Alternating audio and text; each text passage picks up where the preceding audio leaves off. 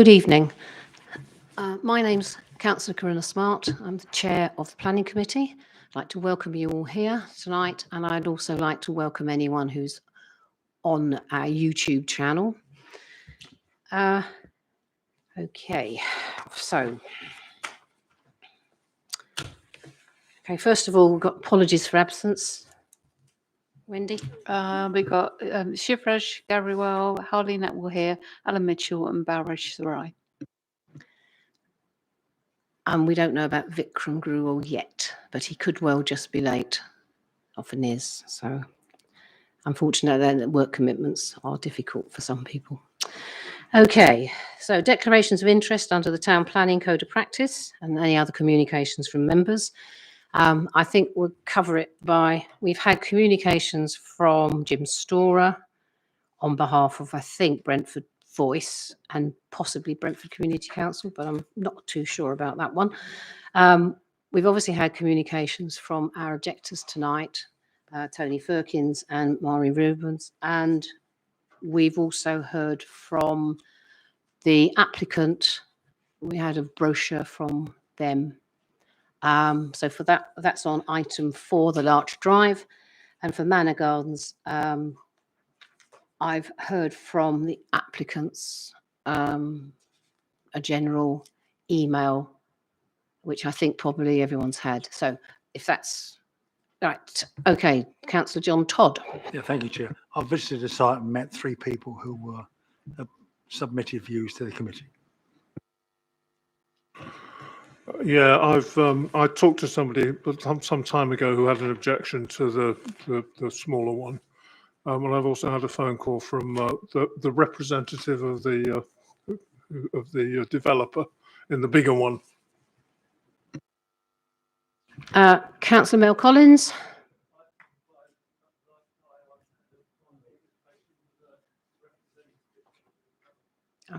Okay, Mel. Next time, can you use the mic? It is in front of you, I think, but it wasn't on. But it's okay. We heard that, so we'll manage. We heard from the developer in item 5.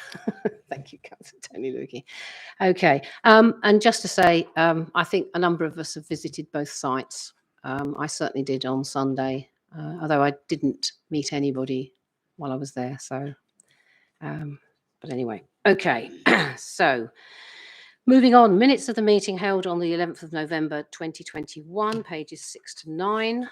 Can I just take them for accuracy first? Anyone want to pull anything together for accuracy? So I take that they're accurate. I thought they were, so thank you, Michael. That's helpful. Okay, and then are there any matters arising? No matters arising. Okay, thank you very much indeed. I'll sign those, Wendy, as a true record. Okay. Okay, we're moving on now. Sorry, excuse me. Planning applications for decision tonight. 2 Larch Drive, Chiswick. That's pages 10 to 146 in your agenda, plus pages 2 to 6 on your addendum. Okay, so I'm going to pass over to Sarah to do an intro. Thank you very much. Thank you, Councillor. I'll just do a bit of a longer intro than usual just because of it's quite a complex kind of site, so I just want to take you through it, so just bear with me. The site is the many of you will not know it off already, the B&Q site next to Chiswick Roundabout. The application seeks the demolition of the existing building and erection of a number of buildings to form a mixed-use development comprising a technology showcase, hotel, commercial space, leisure space and residential. The application is also accompanied by an advert application for an advertising panel on the side of the new showcase and supported by EIA. The site is approximately 1.67 hectares, bound by a railway to the north, the A4 and elevated M4 to the west, Gunnersbury Avenue to the east, and to the south is Larch Drive and then Chiswick Roundabout further to the south. It's also got the B&Q at the moment and 244 parking spaces. Access is off Larch Drive to the south. Beyond the site, you have Gunnersbury Park to the north, which is Metropolitan Open Land, Conservation Area, listed park, site of local nature conservation importance, and it also contains listed buildings. To the west and south of the site is the commercial A4 corridor with numerous large applications that have been through this committee, including the Cattle Interchange Way, once you could just see in the corner of this scheme, and the Brentford Community Stadium and residential beyond. To the east is the Power Road Industrial Estate, and then to the south is Larch Drive, and then the vacant site, which you will know, committee, is the Chiswick Roundabout, Chiswick Curve site.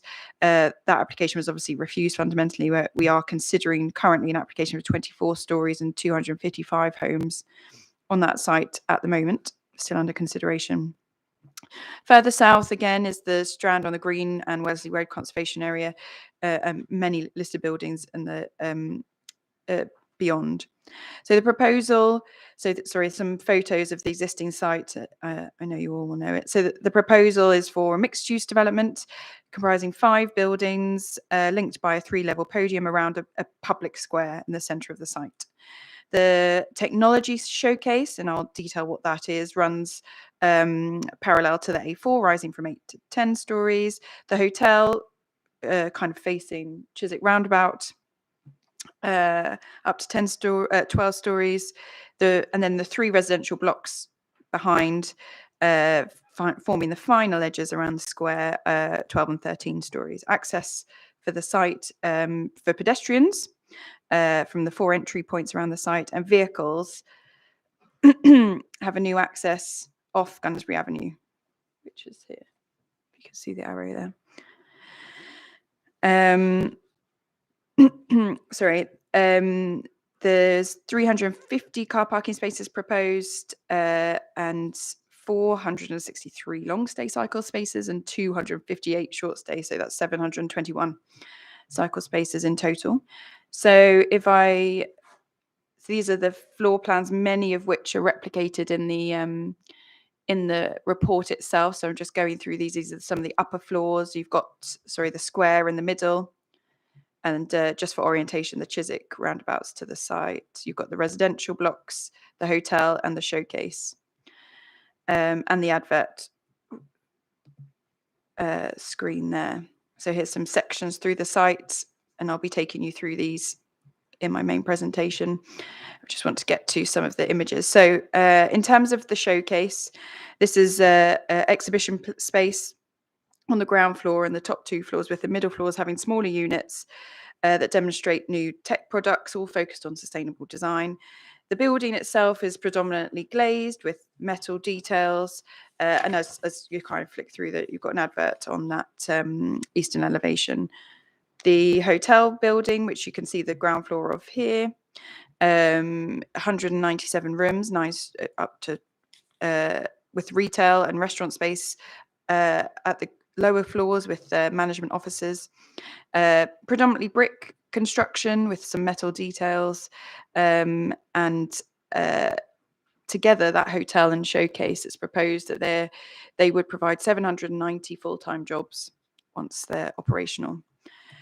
The scheme then also proposes that residential in those 3 blocks around the site, 234 homes at 12 and 13 stories.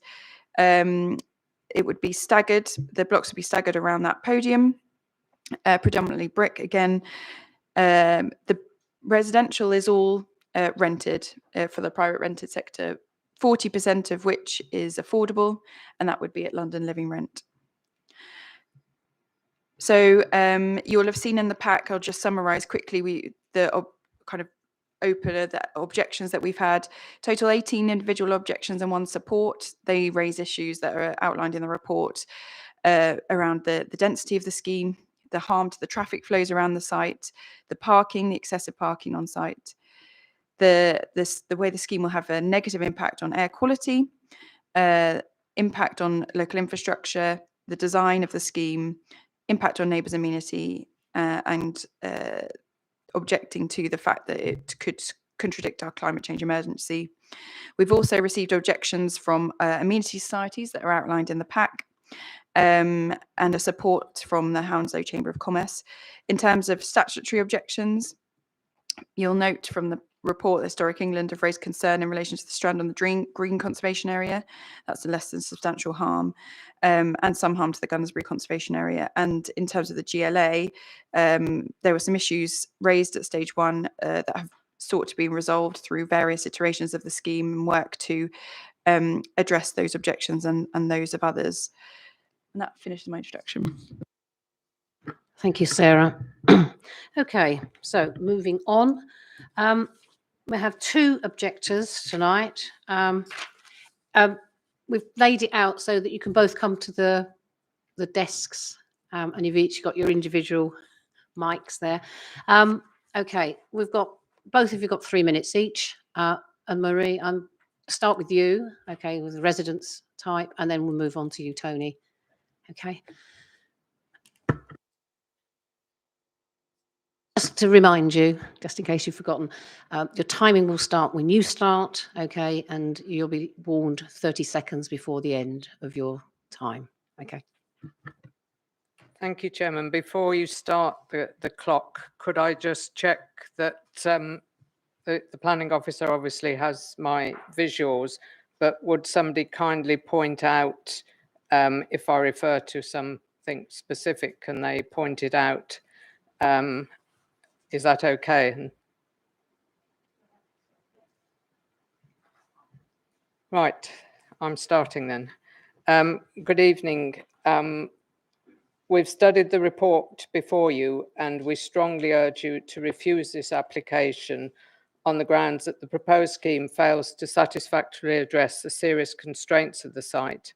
The proposed scheme fails to respond adequately to the climate emergency, and the claimed benefits of the scheme are heavily outweighed by the harm it would cause. I'll come back to that. But members, please consider that if you were to follow the planning officer's recommendation and approve this application, you would be permitting serious harm to some of our borough's most treasured heritage and precious metropolitan open land. You would be diminishing the quality of life of the residential communities in the surrounding area, damaging the ecology and decreasing the biodiversity of the sensitive green spaces immediately to the north of the site, providing a dense residential development of poor quality, which takes no account of current and future viral pandemics.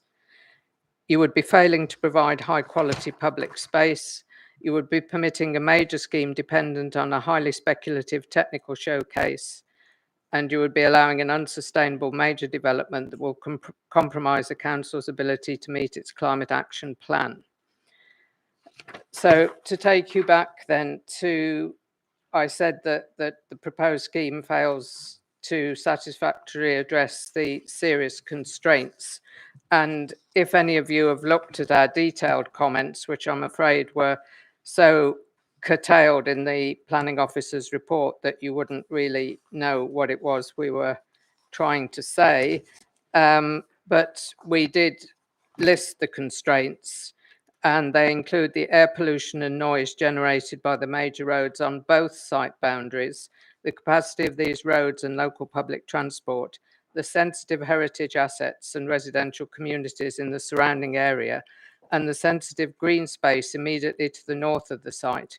We do not consider that the proposed scheme addresses these constraints adequately. As we emphasised in the note we sent you, we fully support that this site needs regeneration. It's just that the scheme you have before you, we do not think is an appropriate or acceptable one. And I want to turn now to the claimed benefits of the scheme, which we believe are heavily outweighed by the harm it would cause. I think you should be fully aware of the harm, and as has just been said, Historic England themselves are objecting, in particular Strand on the Green and Gunnersbury Park. But I really want to say that it's the claimed benefits that we have an issue with, because we think very little weight can be given to most of the benefits. And I would be prepared to go into more detail, but just to say, particularly the housing, it's not just quantity, but quality that is important. And the quality of the housing being provided is very questionable. It's along the North Circular with air pollution and noise, and the local plan Great West Corridor actually specifies that that residential should be sheltered not just from the A4 but from the North Circular as well. They all have inoperable windows. There's no private outdoor space. 52% are single aspect, many of them north facing. There's a large excess of one-bed units, and there's totally inadequate quantity and quality of communal space and play space. And for the quality public space, could you show the next slide, please? Hudson Square is described as a generous, vibrant public square, which will also offer residents an oasis of calm. Well, you can see the square. The central square is small in relation to the size and multiple uses of the development. It's less than a quarter of the size of a football stadium. It will be overlooked by tall buildings on all sides and in shade much of the time. And if you'd read our comments, you'll see where we went into great detail about the shading. So it's very questionable. And when you look at the developer's calculations, he's counted in things that are of no real use. 30 seconds left. So if owing to the significance of these comments and those provided this week by Mr. Jim Storrow of Brentford Voice and Mr. Tony Firkins, and to the late addition of many documents to the application, if members you feel that you are not yet able to make a well-informed decision on such a major development, please decide to defer a decision so that you can consider all relevant information. A wait of 1 month would not represent a significant delay in the planning process, which has so far taken 2 years from first submission. Thank you. Okay. Okay, and over to Tony and Firkins, and then I'll open up questions to the councillors, to both of you. So some of those questions may be the same. Some of them will be very much specific to you. So, okay, over to you, Tony. When you have 3 minutes, okay? Yeah, the greenhouse gas assessment document for this development in section 5.1 estimates that 125 kilotons of carbon dioxide will be emitted in the construction phase. This is based on about 1.25 tons of carbon dioxide emitted per square metre of the development. This is due to the large amounts of steel, concrete and other materials used in the construction. These are very large numbers, so I will try to put them in context for you. The current council emissions, see the Hounslow Climate Emergency Action Plan figure 3, there is about 50 kilotons of carbon dioxide per year. The council is rightly trying to reduce these emissions to zero by 2030. Approving this building adds 2.5 years of council emissions back just in the construction of this one development, with just one decision from the planning committee this evening. We urge the planning officers and the committee to carefully consider whether this building is really necessary. If it is necessary, we urge consideration of a different scale of building using different building materials to considerably reduce the emissions from the construction of this development. Having talked to the developments of the regeneration of your own project at Charlton House, Brentford, and looked at the development proposals for nearby Holly House, it is clear that it is possible to considerably reduce the carbon dioxide emissions per square metre by careful design. Targets of less than 0.5 ton of carbon dioxide per square metre is mentioned by the London Energy Transformation Initiative, LETI. The London Plan Policy, SI2, says that development proposals should demonstrate actions taken to reduce carbon emissions. The developer has not demonstrated any such actions for the construction emissions of this development. Instead, in section 4.5 of the greenhouse gas assessment, they state the worst case carbon factor has been used. This is not good enough in a climate emergency. Do you find this acceptable? The draft Great West Corridor Local Plan, which covers this site, states development should be sustainable, zero carbon design. There is no way that emitting 125 kilotons of carbon dioxide during the construction of this development can be defined as zero carbon design or sustainable. In the recent local plan review hearings in this very room, we were told by Hounslow Council that the climate emergency was the golden thread running through the Hounslow local plans. if this very high carbon development is allowed, it shows that this golden thread is easily broken. We request that this development is deferred so that Hounslow Council officers and the developer can take the construction emissions for this development seriously. Time's up. There's a climate emergency. Thank you. Okay. Right. Now this is a note for the minutes. Sorry for Wendy. I do apologise to Councillor Joanna Bidoff, who I do spy in the audience. She did submit an objection to us this week, and I neglected to say that in my summation of what objections we'd had and what other things. So can we just correct that to make sure we are declaring our interests properly tonight? So sorry about that. Okay, now over to councillors for questions of either of the objectors. I'm looking around the room. Councillor John Todd. Yeah, can I start with Marie? I have read your submission. You did send it to us. Standing back and look at it, there seems to be an argument, and I've seen it so often before, the public benefit outweighs the damage to the items you mentioned: old buildings, parks, air pollution. And the officer's report seeks to justify that uneven balance in favour of the development. I wonder whether you'd like to expand on, you made some very good points early on about no public space or no private space. I want to give you the opportunity to develop that if you would. Thanks, Chair. Thank you, Councillor. Yes, we understand that all planning has to be a balance, and it is obviously difficult to judge such very different things, such as the harm to heritage and to biodiversity and wildlife against the public benefits. But if we take them, for example, I'm looking at the Planning Officer's report, section 8.405. This is where they're discussing the public benefits, and they talk about the housing delivery and that this is a public benefit of significant weight. I would say it is of insignificant weight, or certainly very moderate weight, if the public housing, if the housing being provided is of unacceptable quality on an unsuitable site, where 2 of the 3 resident blocks are along the North Circular, and as I say, in the council's own Great West Corridor plan review, which I was discussing at the examination in public the last 2 or 3 weeks. There's actually a policy, I think it's policy P3, I can't remember the sub number, but it is very clear that the North Circular, it regularly comes top of the list of congested roads of very poor air quality. So it's as bad to build them along there as it is along the A4.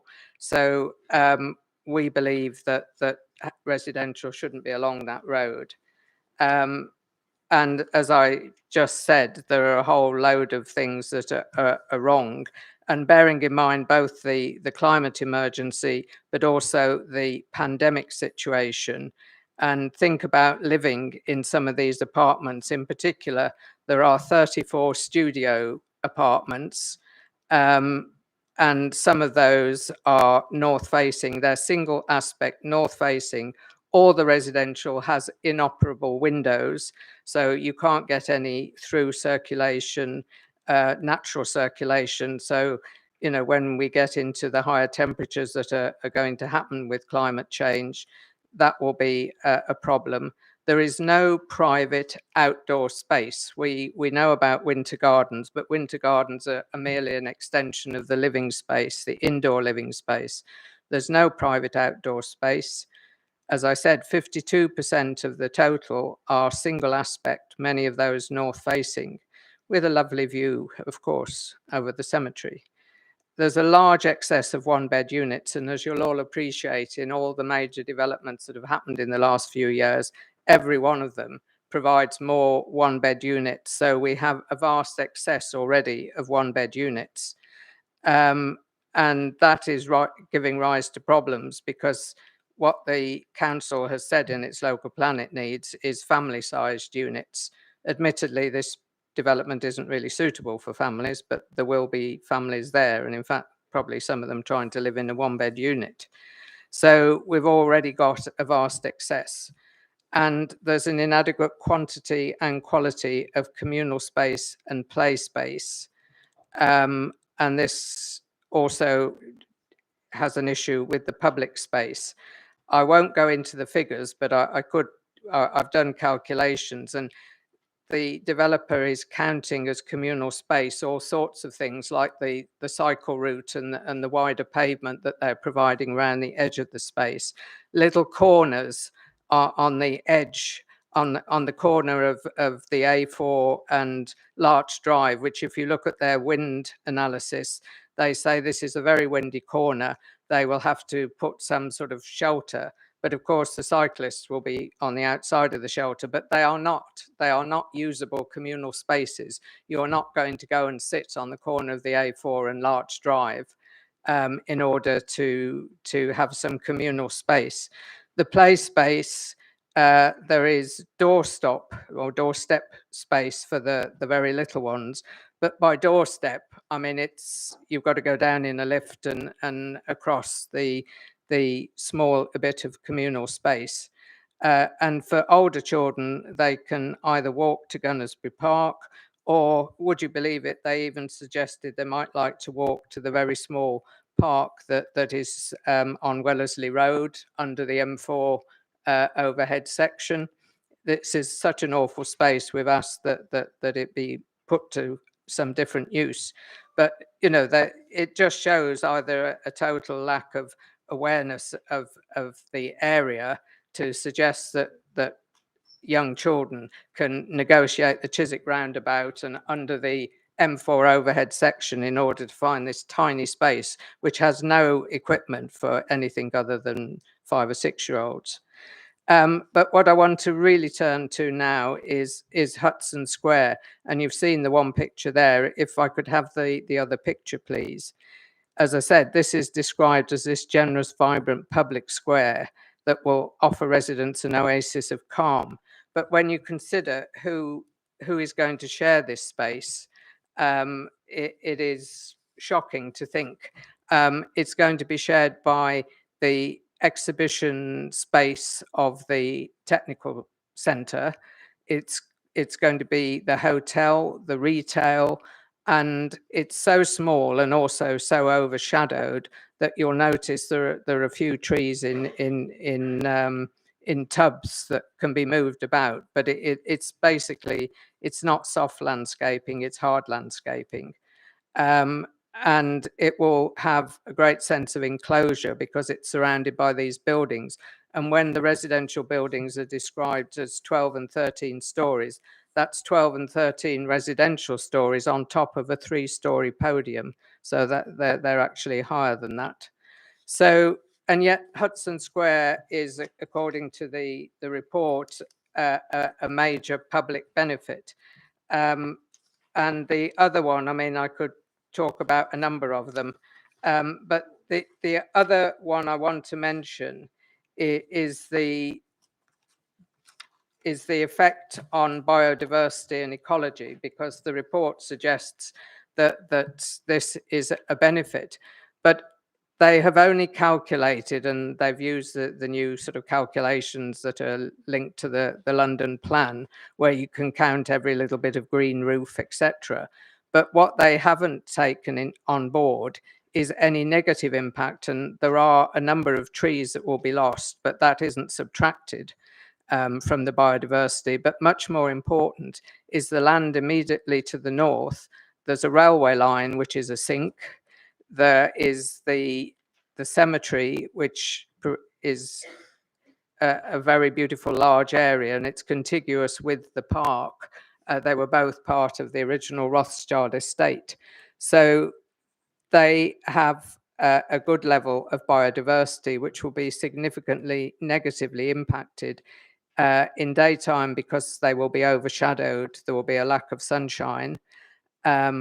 And at night time, there will be a lot of light pollution. So this will particularly impact things such as bats, and certainly the Potomac Lake in Gunnersbury Park is a very high biodiversity value and a very important site for bats.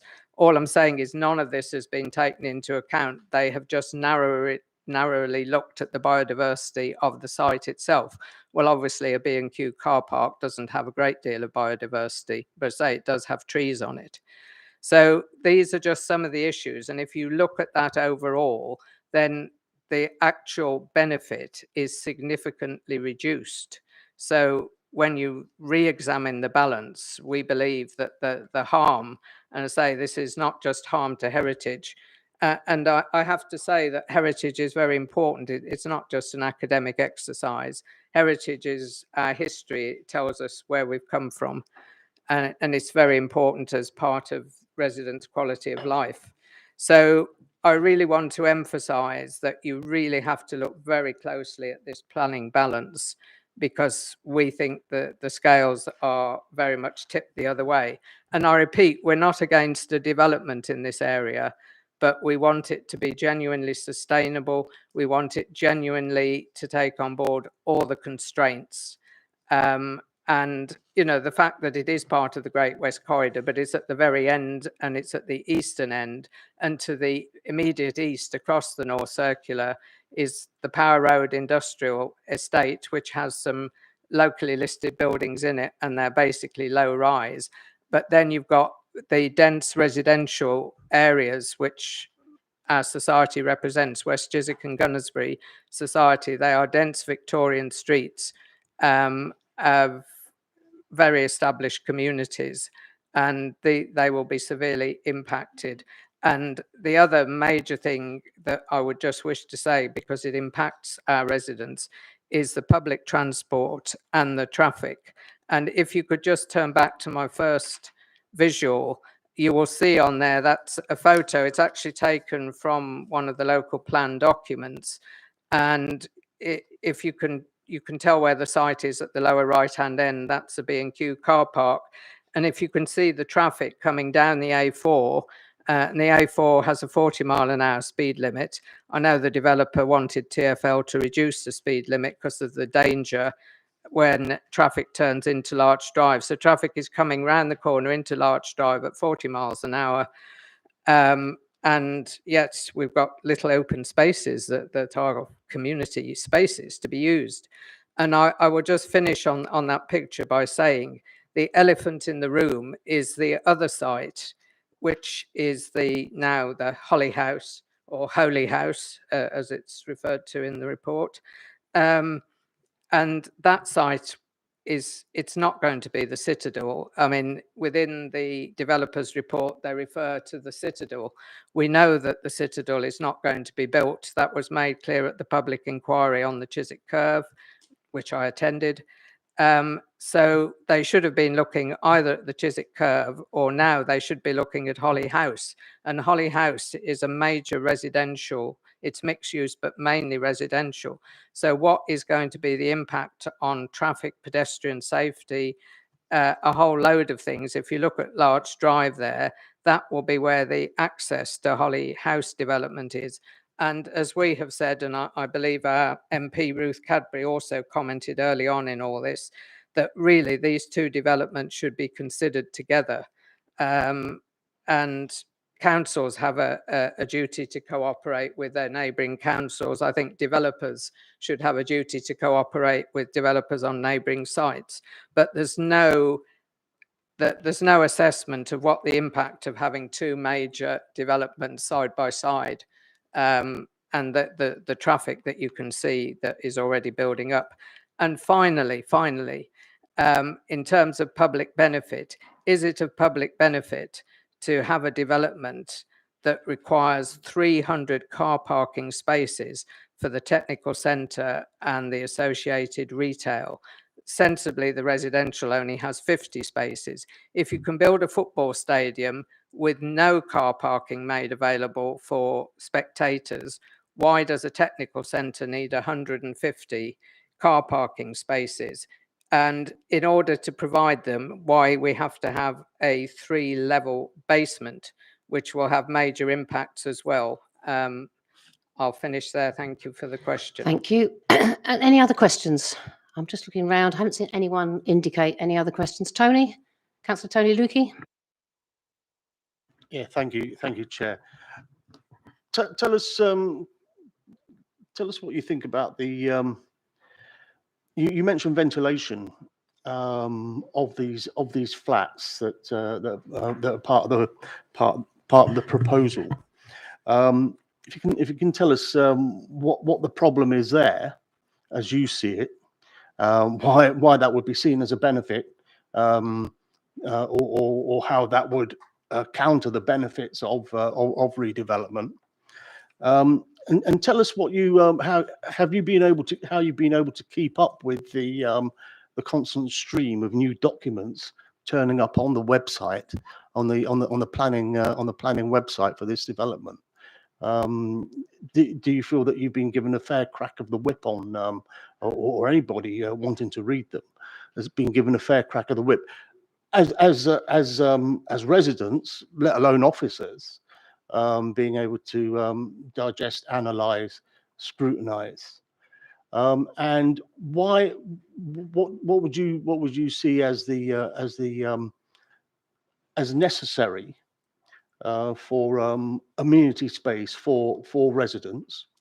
And if you can tell me what's your perception, or what do you understand from this technology showcase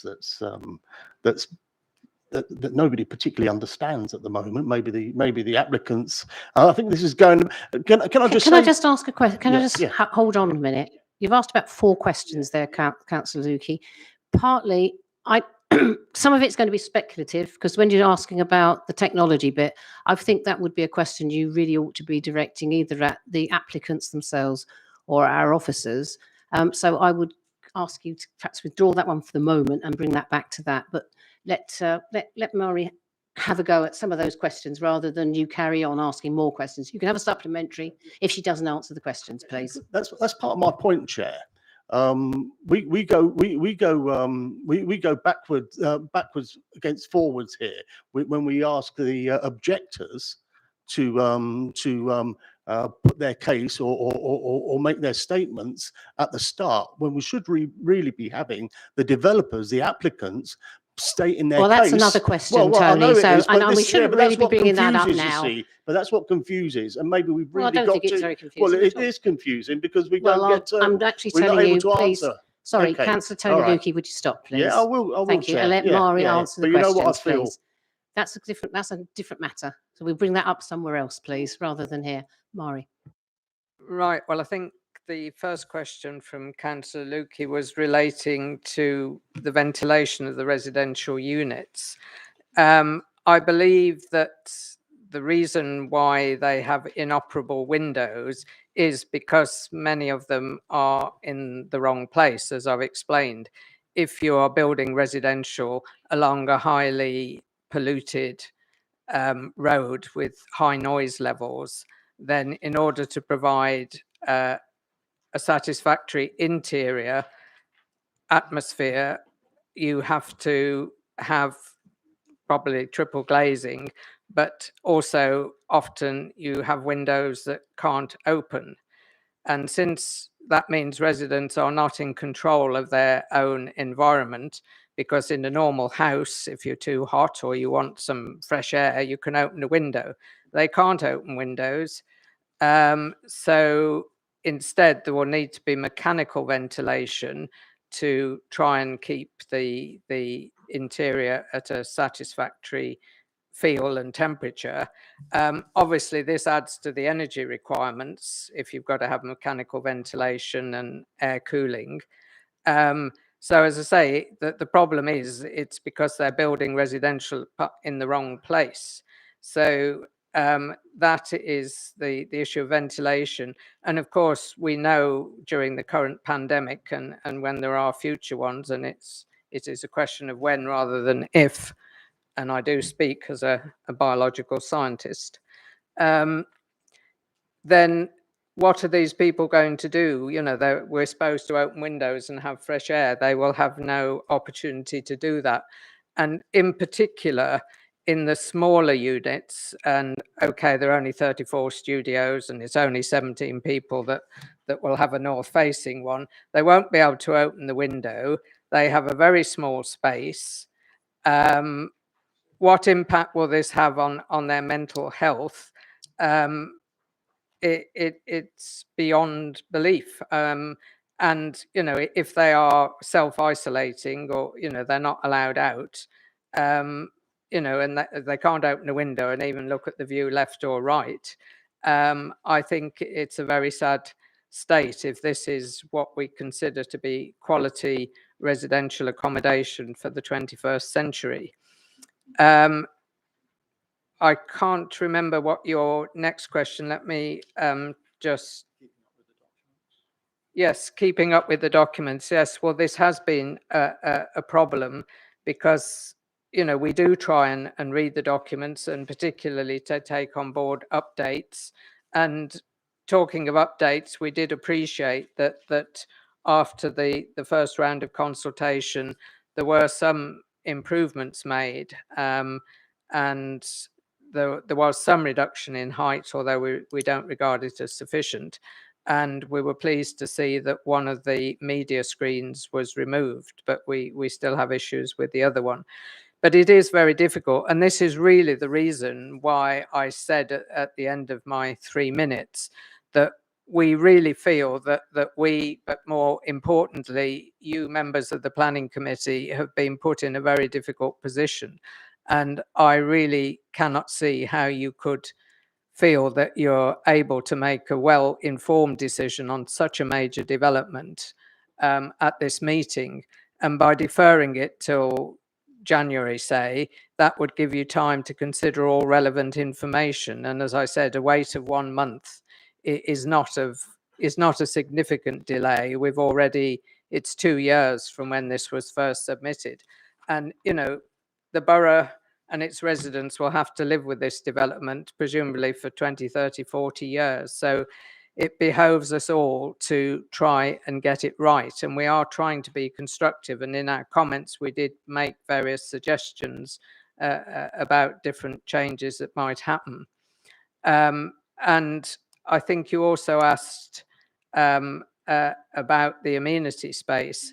And as I say, I don't believe that you can count winter gardens as genuine amenity space, but certainly you can't count, as I said, the pavement and the cycle lane, which okay is taking from the development's land, but you know that is hardly amenity space. When in normal terms we think of amenity spaces where you could go and sit, relax, play, whatever.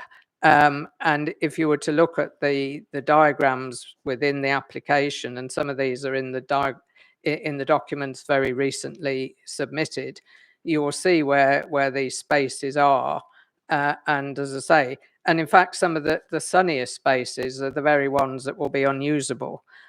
Because the other community space, apart from the wonderful Hudson Square, the community space is mainly to the northeast corner. So there again, it won't receive an awful lot of sunlight. The reason why the square is so shaded, of course, because the developers are in a cleft stick. They're between a rock and a hard place with this site, because they've built the technology centre with only one gap, because they want to protect Hudson Square and the residential from the noise of the A4, M4. But by protecting them from the noise, they're denying them the sunshine. So, you know, you can have a sunny, noisy one, or, you know, so it is not an ideal public square. And I think there will be real conflict if you're in this public square and, you know, you've got visitors, is it 2.5 million a year? There's all the visitors, there's the hotel, there's the displays spilling out of the tech centre, there's children trying to play, there's all the people going to the shops. It just doesn't bear thinking about. And when it's actually stated in I think it's the London Housing Guidelines or the government's housing guidelines, they're referred to in my document. They say it's very important that there is ownership of a space and that people know very clearly who is meant to use a space and whether it's public or private. Well, this is meant to be everything to everybody. So those are some of the issues that I think answer your questions. Thank you very much. I can't see anybody else who wants to ask any questions. Oh, Councillor John Todd, a supplementary? No, I wanted to ask Mr. Firkin. Okay, yes, that's fine. No, Not the same. No, no, it's Tony. I promise. You raised the matter in correspondence about carbon, ingrained carbon. What's the correct expression? Embodied or embedded Okay. means the same thing. It's Well, the amount of carbon dioxide that is No, okay, emitted. that's very clear. Okay. In the report, paragraph 100 on page 55, there's a paragraph about whole life cycle carbon assessment. Yes. Is there any link to that with that or not? Well, the whole life cycle carbon assessment has not really been properly done as far as I can see. No, that's a separate matter. All right. Is that paragraph? Yes, the whole life cycle carbon assessment would look at the construction, the usage, the end of Yep, use, the demolition, and so on. Yes. All right, sorry. Yeah. It goes on to say there that it implies that there is work being done by the developer. There is a greenhouse gas assessment, which I referred to in my 3 minutes, which is addressing in their report the construction aspects of the emissions of the construction. Okay. There's the energy statement, which I haven't referred to this evening, which is more about the usage of the building and of the building, the development. That's on a separate item. I'm Yeah. trying to tie you in a box if you don't mind. Yeah.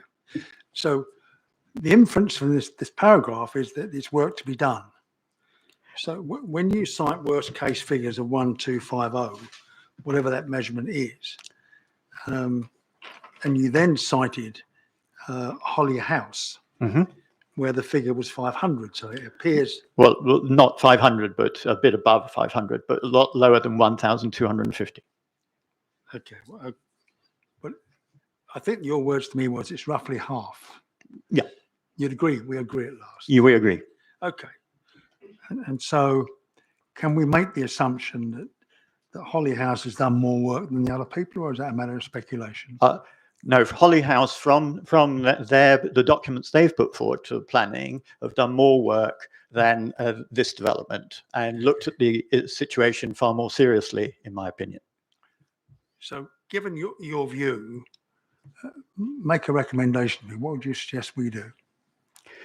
Well, Briefly. in the closing of my remarks, I suggested that the planning officers and the developer go back and take the construction emissions seriously in order to come up with a lower carbon development in the construction, because there is a guidance from the GLA, which is the whole life cycle carbon assessments, and I sent out a document today to give you a pointer to where that is on the internet. And that document says that planning applicants for proposals referred to the mayor are required to submit a whole life cycle assessment at the following stages: a pre-application and a planning application submission. With respect, Tony, that's process, not what are you recommending to us? Well, I think the building is totally unnecessary, so I wouldn't have it at all. But you have to make the judgment about the benefits versus the ecological damage. But my assessment would be I'd leave it as a B&Q site. Okay, that's very clear. Thank you, Chair. Thank you very much. Okay, that looks like, yep, that's it. Okay, thank you both very much indeed. Okay, we're now going to move on to the applicant. I've got 3 names here. I'm aware that you're covering all sorts here. So if you're going to be okay to one of you on the end, that's okay. Thank you very much. Okay, so through a slight oversight on our part up this end.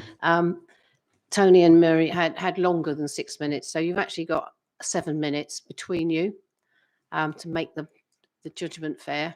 And what we'll do is, however you divide that up, we'll start when the first person starts. Okay, we'll be counting, and the last 30 seconds will be told. So you can just go ahead and divvy that up the way, whichever you want. Okay, and then there'll be a chance for you to be questioned. Okay.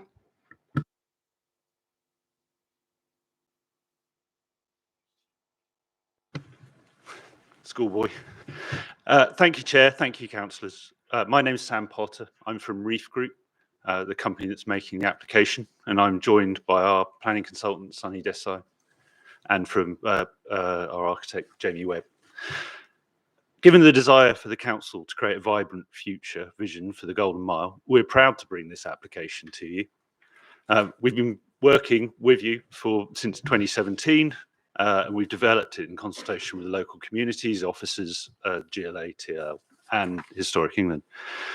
We feel that it will complement the development in the area, particularly the Brentford FC Community Stadium and the new homes in the area. It currently contains a B&Q shop and a large and often empty car park between the A4 and the North Circular, situated within Hounslow's creative enterprise zone. The development will deliver 790 full-time jobs, and its centrepiece will be the technology showcase. This will be a pioneering centre for education, research, conferencing, exhibition and manufacturing in the field of sustainable technologies. The central mission of the showcase will be to spotlight advances in electric vehicles, whether for public transport, last mile logistics, or private use, and all modes of sustainable transportation, generating jobs and drawing talent to the area. And these will be jobs at all levels, skilled jobs in what will be one of the most important industrial sectors that we are moving into. And it won't be just in operation, but also in construction, where we'll be creating around 400 jobs, as well as a local apprenticeship scheme, and aim to maximise material and label sourcing from within the local Hounslow supply chains. The Golden Mile will again be one of the most important commercial and industrial locations in the UK if these proposals are granted permission this evening. Hounslow will become home to the world's leading centre for the exhibition and development of clean transportation technologies, which visitors will experience both indoor and outdoor exhibits, see the latest that technology brands have to offer, be able to attend conferences and witness the latest innovations in sustainable manufacturing. The building itself will be net zero carbon in operation, and it incorporates ground and air source heat pumps, photovoltaic arrays, and electric charging for parking. It will be BREEAM outstanding and achieve wired platinum, which is a smart technology score. And we're designing it for a life cycle in excess of 100 years. It's very important to consider the adaptability of buildings and how long they will last and be able to be reused. In addition, the development will also contribute nearly £2 million to the council's carbon offsetting funding that could be used to improve the energy efficiency of the council's social housing stock, further reducing emissions.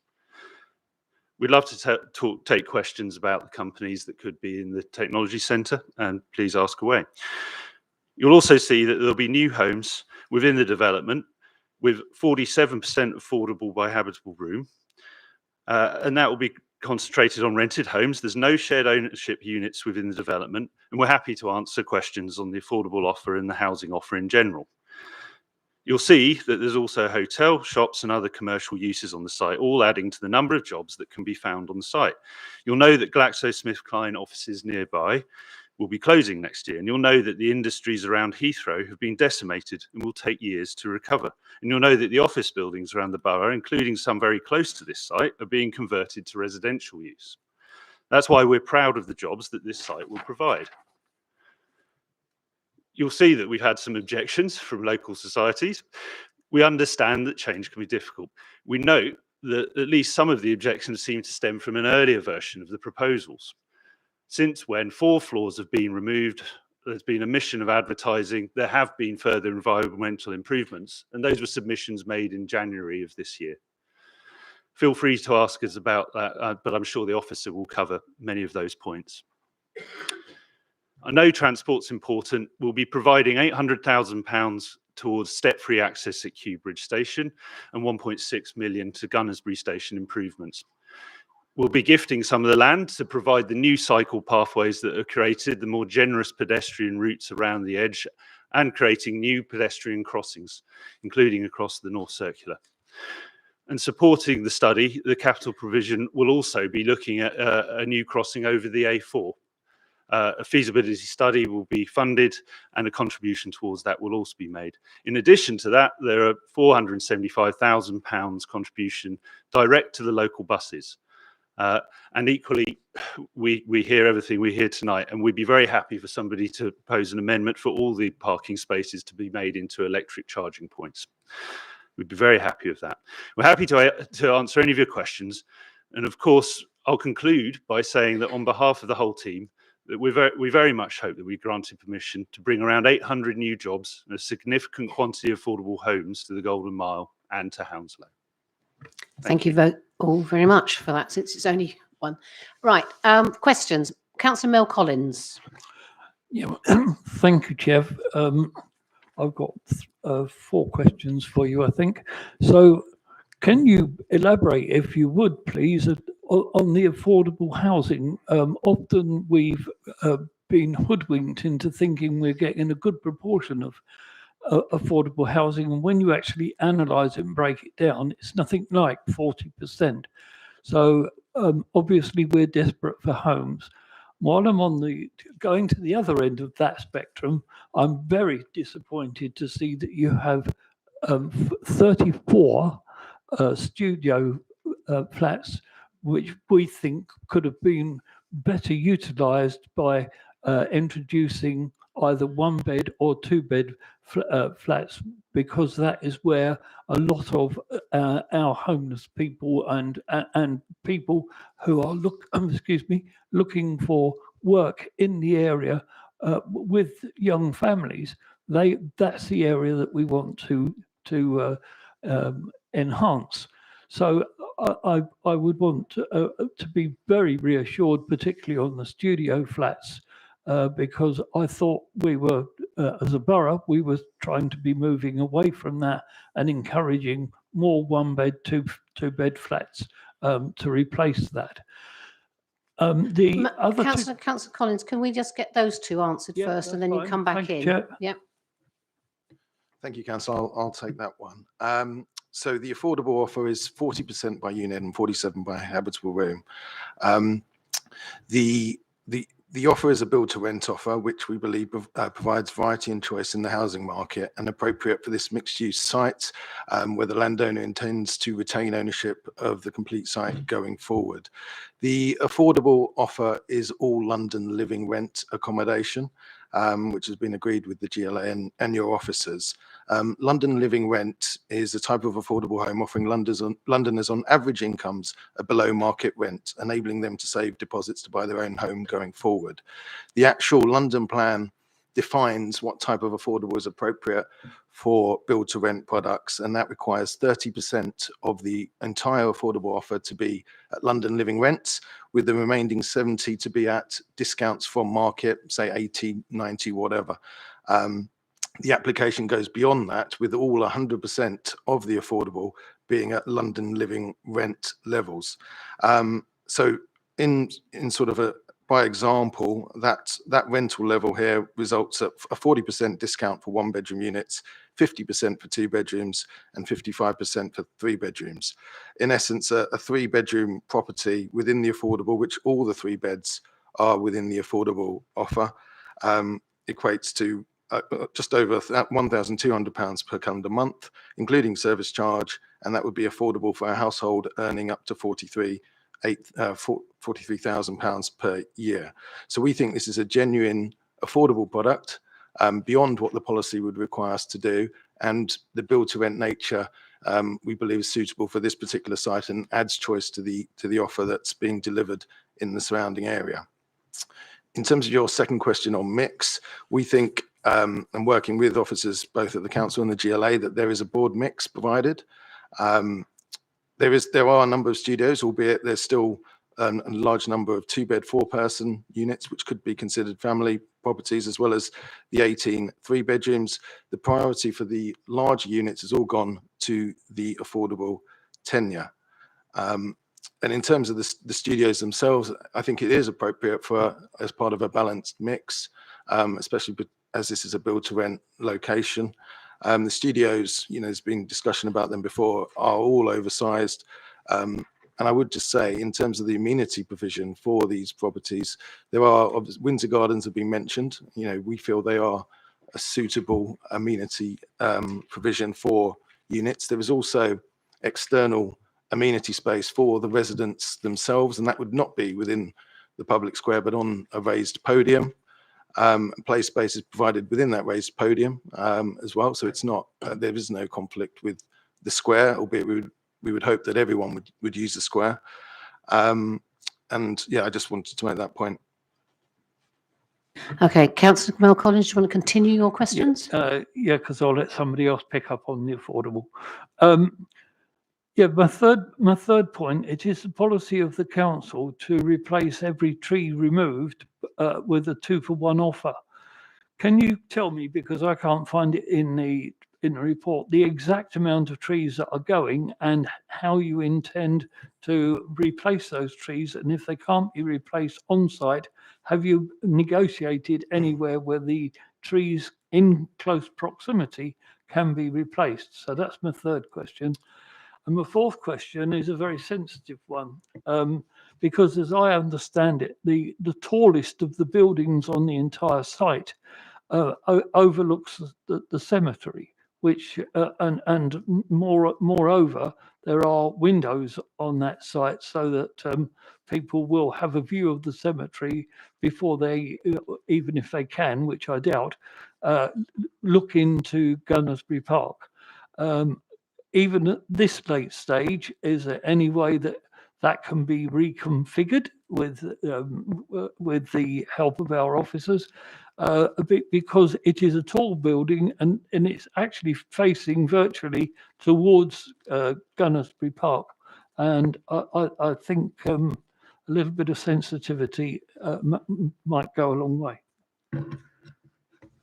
I'll take the tree point as well. 30 trees to be removed as part of the development, the majority being category C trees. 75 are to be provided on site. That would be secured by a landscape condition.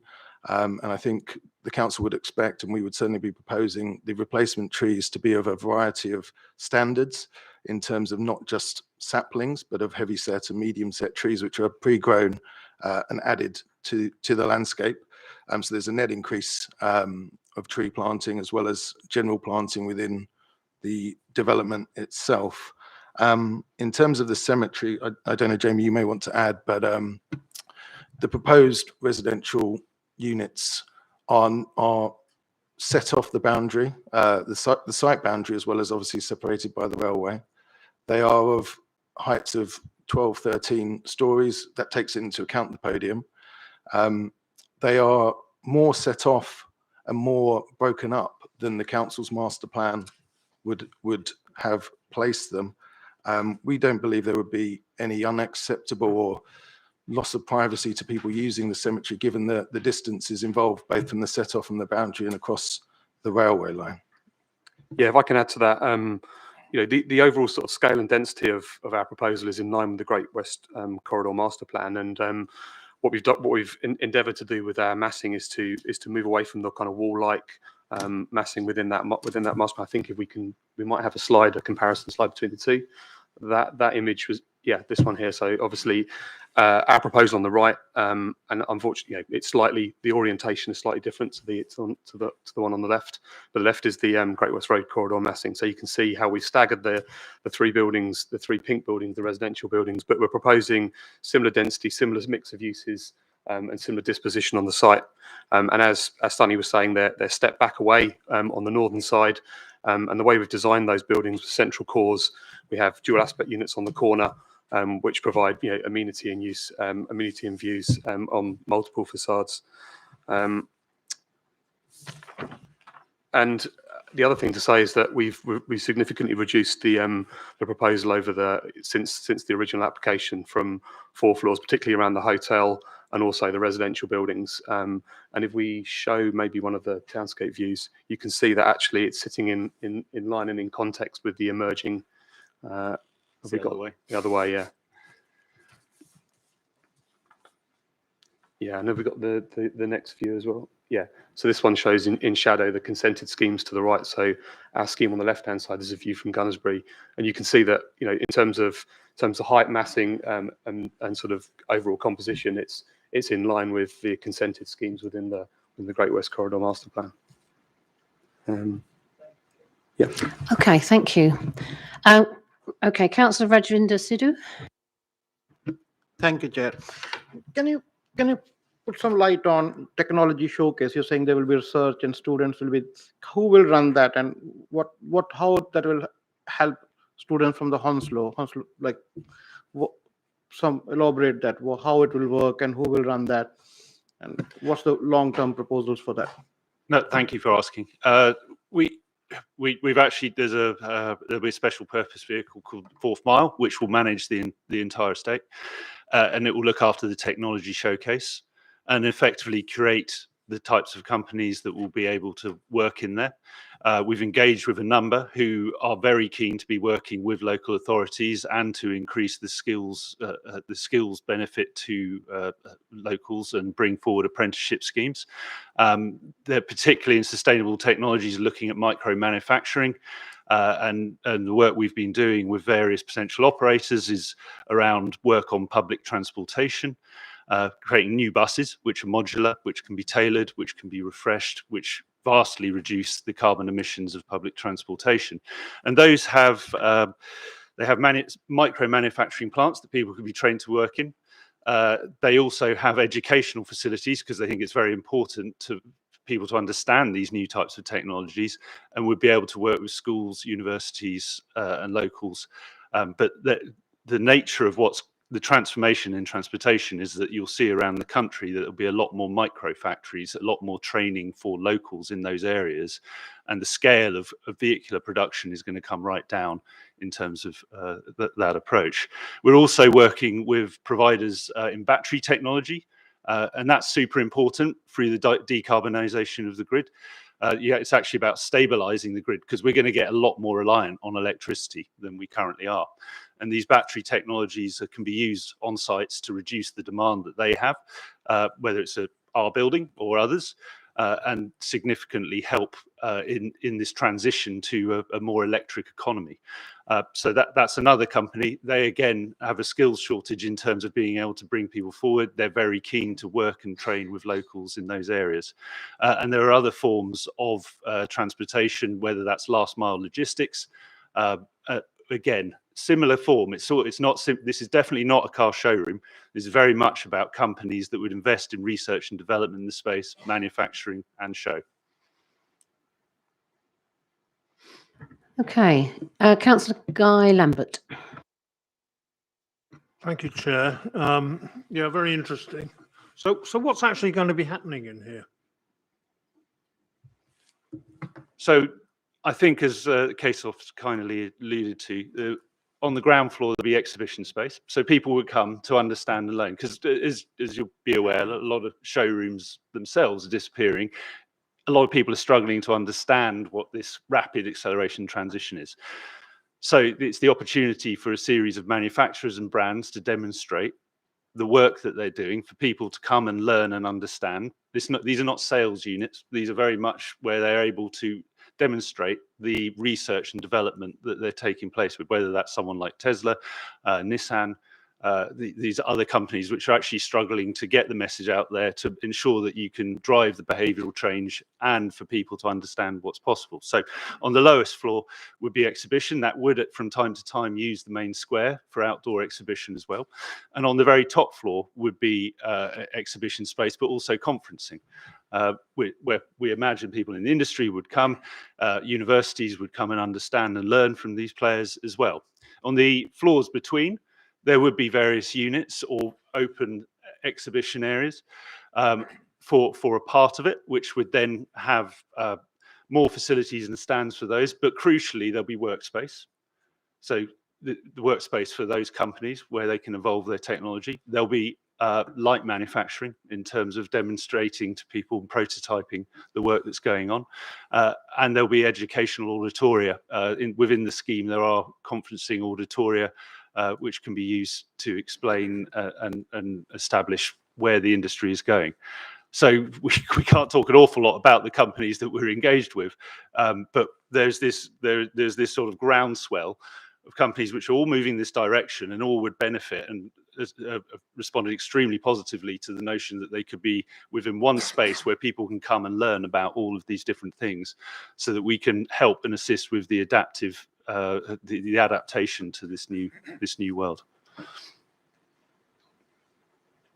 Okay, I think I sort of understand. I want to understand some more about the setup here, because I actually find it quite hard to understand the overall design. I mean, I understand there's a hotel in one corner, there's residential, and there's the showcase. But you talk about a retail podium.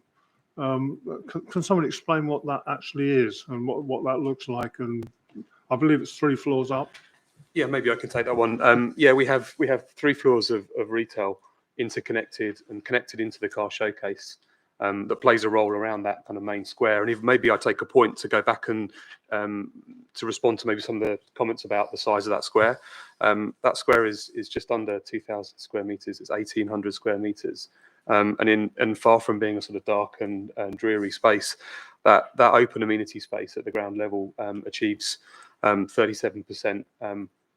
37% of it achieves 2 hours of daylight on the 21st of March, which is over 12% above the BRE standard. That means that space can, operate in a number of different ways and functions and play a role with the retail and the food and beverage that sit alongside that. And they connect into the hotel and they connect into the car showcase and the exhibition space around it. Yeah, sure. I think you answered a slightly different question. Right. I don't understand, because we're claiming.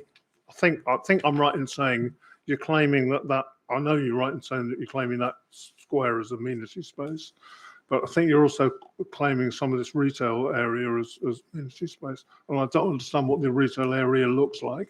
Is it just 3 floors of shops?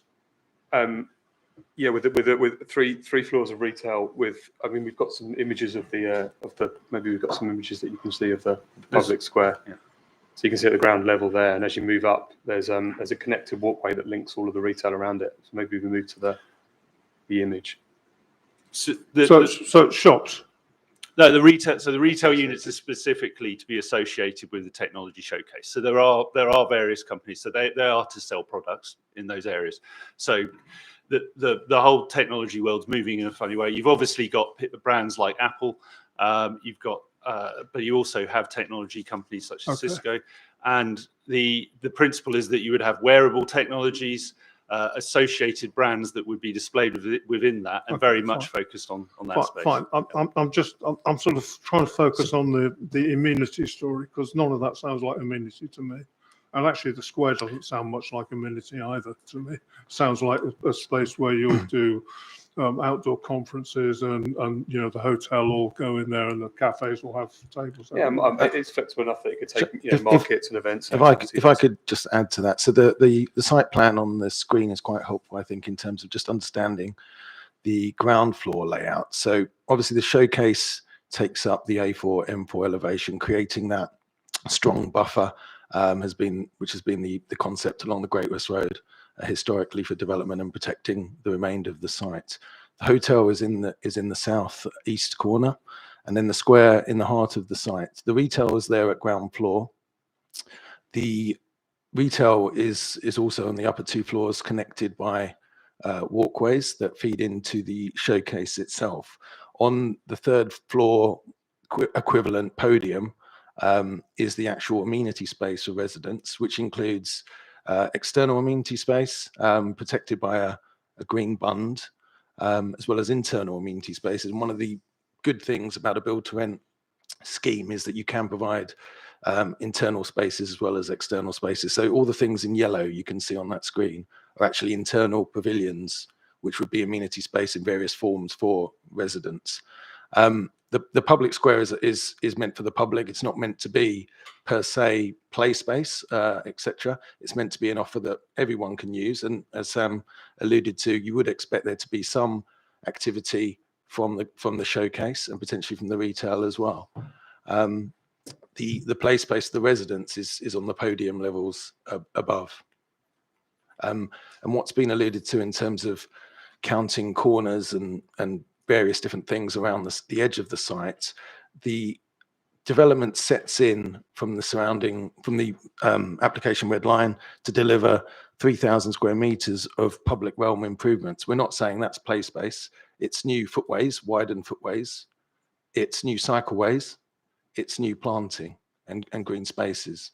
We're not certainly saying that those would be areas where we would expect people to be playing per se. As I say, that we do think the square will provide some of that, albeit with other uses as well.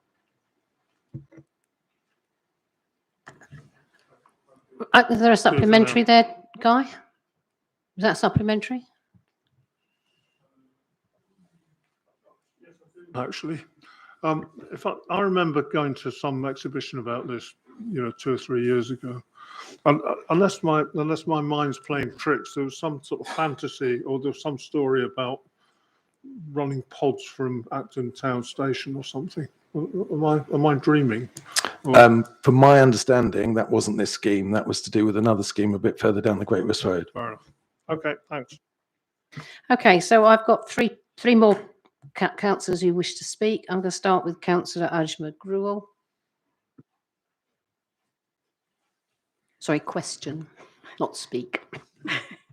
Thank you. Most of my questions have been asked by Guy and answered. Mine is just mainly about the square. I know you've probably done all your public safety surveys and everything, but you say you might have outdoor exhibitions there and everything, and supposing it's very, very crowded, God forbid that some disaster happens, how many entrances are there out of there for the crowds to get out and the emergency services to get in without panic?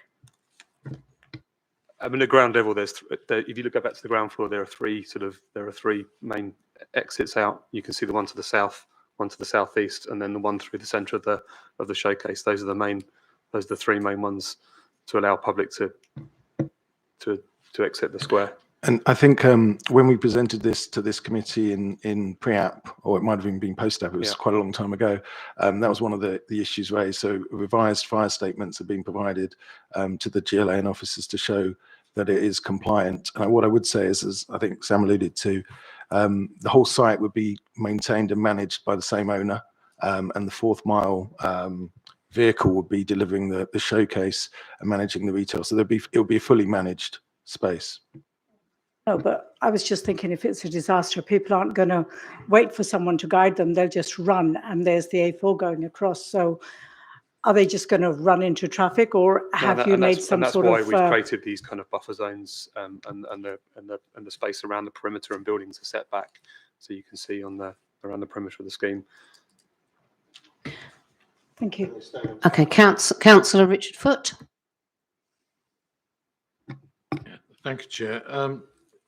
Two questions. I didn't quite catch. I think it was being asked earlier about the trees removed and the trees replacing, and I didn't quite manage to catch any numbers that balanced up. 30 existing removed and 75 new. Okay, and all on site? Yeah. Okay, that answered that one. The second question really is about the market rents, etc. Are these market rents being considered for people who are going to work in this place, or is it outside of that, or is it? I mean, what I'm really saying is, of some of these market rents or some of the other rents, the intermediate, being offered to people who are going to work there, or is it only the market rents that would be, if at all? In terms of the affordable components, do you mean, or as a whole? I'm just trying to figure out what the mix is and how it is affected by the number. I mean, you're talking about 749 people working there. Oh, so I'm assuming, are you assuming that some of those will actually live in these? not necessarily. I think that's probably a likelihood, but not necessarily. So the private market units would be rented at market rates, and then the 47% affordable would be at London living rents secured within the 106 for people who meet the GLA thresholds, which is, I think, a maximum of 60,000 per year. Okay, right. Yep, thanks, Chair. Councillor John Todd. Hi. You heard Marie, sorry, I've forgotten her surname, Marie, I can never say it, talk about inoperative windows, no private outdoor space, single aspect windows. I want to give you the opportunity to respond to that. Large excess of 1-bed units, inadequate quantity and quality of communal space and play, please. Maybe I'll just take that. I think large excessive 1-bed units, we've got less than 40% in the scheme, which is not, not excessive, and we have a policy compliant mix for build to rent. We do have winter gardens, and we think that's the most appropriate private amenity for this location. It's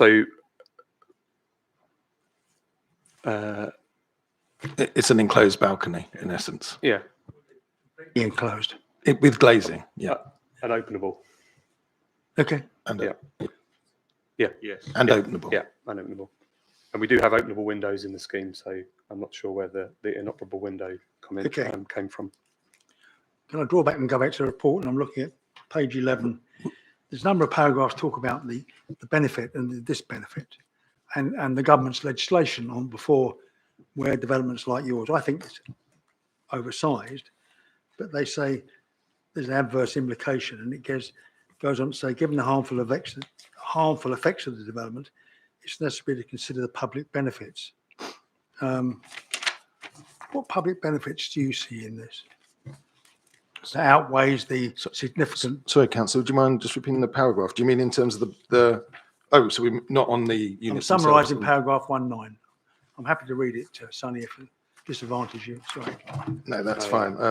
I'll have a go at that. What I would say, just on the previous question as well, is only 14% single aspect units in this scheme, not 50% that was alluded to before.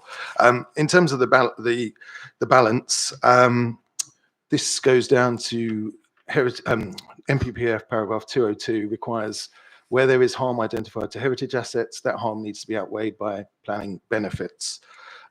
The harm that's been established is less than substantial. That's agreed with Historic England, who welcomed the amendments to the scheme. The harm that has been established does not reflect the Kew World Heritage Site where there is no visibility. The harm that's been noted is to the view towards Strand on the Green from the towpath within Richmond, and some harm, limited harm, to Gunsbury Park. Now that harm has to be outweighed by planning benefits, and we would consider 790 new jobs, 400 full-time jobs in the end user, 400 jobs during the construction process. As benefits, we would consider 94 units of London living rent as benefits to allow people on average incomes to take homes. We would consider the public square to be a public benefit, but also in terms of this site and its role within the Great West Corridor and the vision the council have, both in terms of connections, this development provides a new pedestrian crossing from Power Road to the site. It provides, subject to the feasibility, but it will pay for a crossing of the A4 to connect Capital Interchange Way and Lionel Road Station. It will provide. So that's ancillary to the actual development, isn't it? No. The development is paying for that within the 106. Been mentioned before that we've got 95,000 a year for a bus and various other things mentioned by your colleague. Yeah, no, they are also benefits of the scheme that can be taken account of in the balancing exercise. So the 1.6 million to Gunsbury is paid for by this development. The 800,000 to Kew Bridge Step 3 is paid for by this development. So they're all benefits that officers need to take account of when they're doing their balance against 202, paragraph 202 of the MPPF. Okay, well, just as we'll agree to differ on that. Can I just?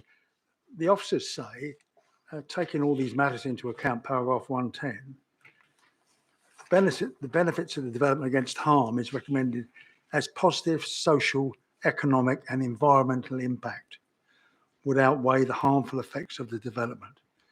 What possible environmental impact is there that you can claim in Sucker? Positive on the environmental impact. Is that, sorry, I didn't follow the question.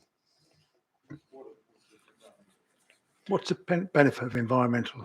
What is this scheme? Yeah. Okay. So the benefit is we're replacing we're taking effectively a brownfield site. We are creating new buildings. There is some embodied carbon within it.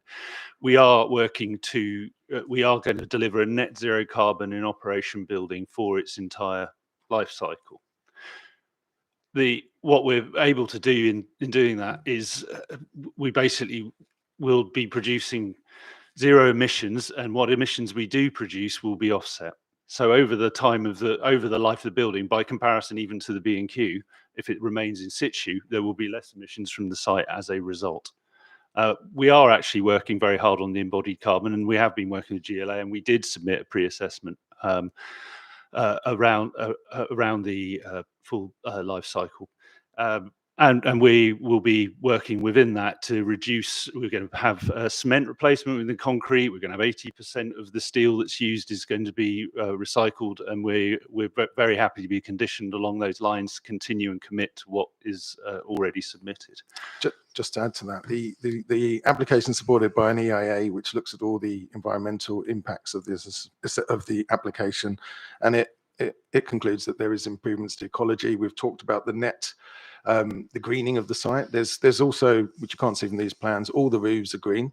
We've got green space on the podium level, which is the amenity as well. There's ecological enhancements. There's a net increase in trees as well. And probably something I should have mentioned before, there's also circa 16 million of SIL generated by this development as well. Okay, can I pick up? One of you said that you're completely carbon free. No, we Sam, did. hang on. Sam said you're paying £2 million in the offset fund, so that there is a 50% residual carbon. No, we're required by the GLA to make that payment under the submission. In operation, there will be I believe we will produce something of the order of 700 tons of carbon per year. And that will be offset. That's a relatively low amount for a development of this scale. My last point, if I could, the word air pollution is mentioned, and there's not one bit of data in here whatsoever. All I know is that at the junction by Gunnersbury Park, we've got the highest reading for nitrogen oxide for the borough almost. Now, that's well away from your site, so you could argue it's not there. But you have one of the busiest roundabouts there. What steps have you taken to identify the level of air pollution, and what steps to remedy things like PM 2.5 and other matters? Yeah. So again, the environmental impact assessment, one of the chapters is air quality, one of the chapters is noise. So as part of that exercise, various testing is undertaken at sensitive receptors. That creates a baseline, looking at the future scenarios, including all the other developments as well. And that informs first of all, I suppose, the position and the layout of the site, which is allocated, just to reiterate, for residential and commercial uses, which is sort of defined how the layout's been arranged with the car showcase facing the M4, A4, the commercial floor space at lower levels with residential raised up above, the podium amenity area, again, set away from Larch Drive and the A4, M4, protected by a green bund. And then it also goes to the specification of the various units in terms of glazing, for example, and fabric. Jamie maybe might want to add on something on that, but also in terms of the car parking that's been proposed, I think we would be providing electric charging points, and that's obviously the future by the time this is built of new vehicles, and the tree planting as well. Okay, and my last question, Chief, be very patient. Paragraph 8372, page 113. top paragraph, the site adjoins major roads and experiences high level of air pollution. It then goes on to say the air quality implications of the proposed development, both in terms of during construction and use, following completion have been assessed. Well, that says nothing. So have you done the assessment? What data can you tell me now to justify such an apparently overdevelopment?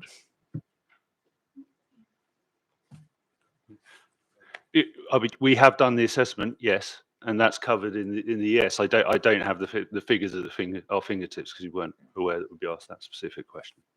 So I missed the paragraph. Sorry, Councillor. Yep, page 113, Sonny. 11 Paragraph 8372. Sorry. 8372.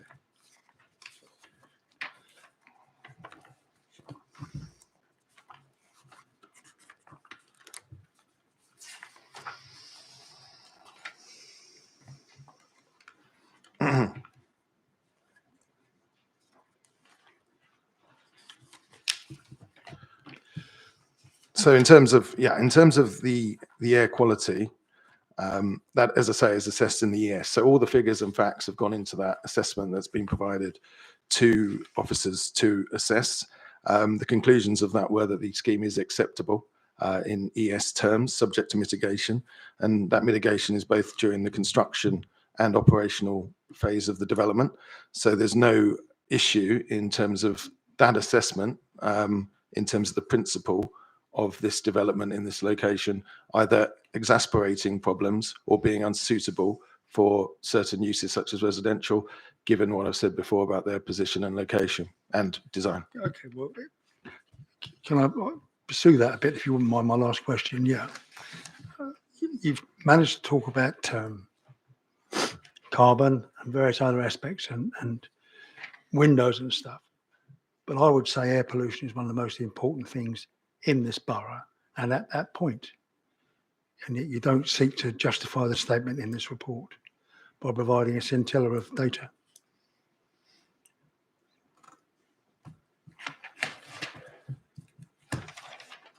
But I mean, we'd have to take that away and go into the detail of the documents. In the time we have, we can't look at that. Councillor Tony Lukey. Yeah, thank you, Chair. A few questions. The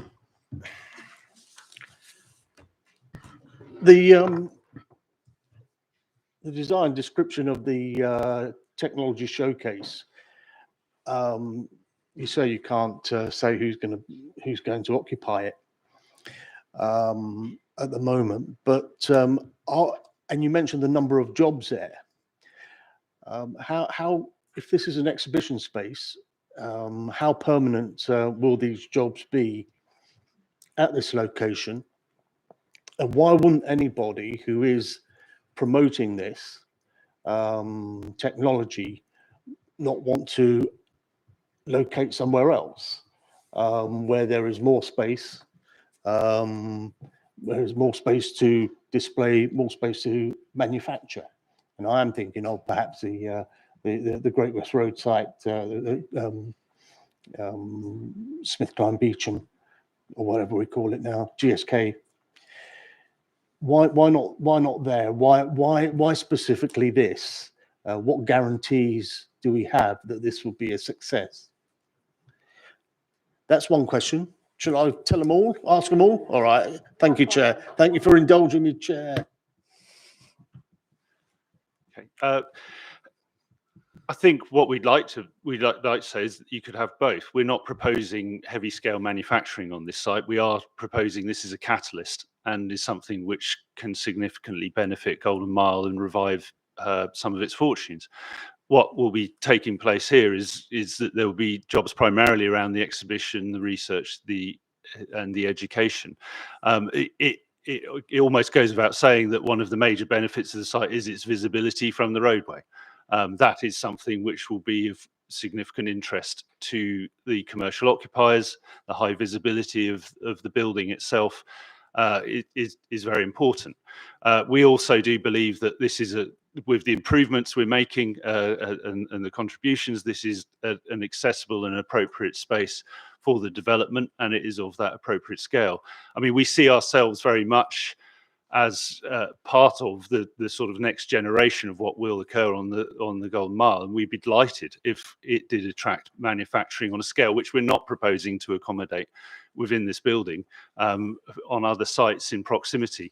And it would be fantastic if this was a catalyst for that, bringing more jobs to the borough. Okay, noted. Why so many car parking spaces, both for the this proposed showcase and for the hotel? The last planning committee meeting we had for a hotel a few doors down the Great West Road, the Chiswick High Road, that was I think there was one electric car parking space. Why do you need car parking spaces for a hotel if you're enhancing public transport at Kew Bridge? Well, we're supposed to have step-free access part of the football anyway, and at Gunnersbury Station. We believe that it's important to have a mixed mode of access to the site. That will provide proportion of users. There are many users that would find the accessibility of the parking space to be helpful.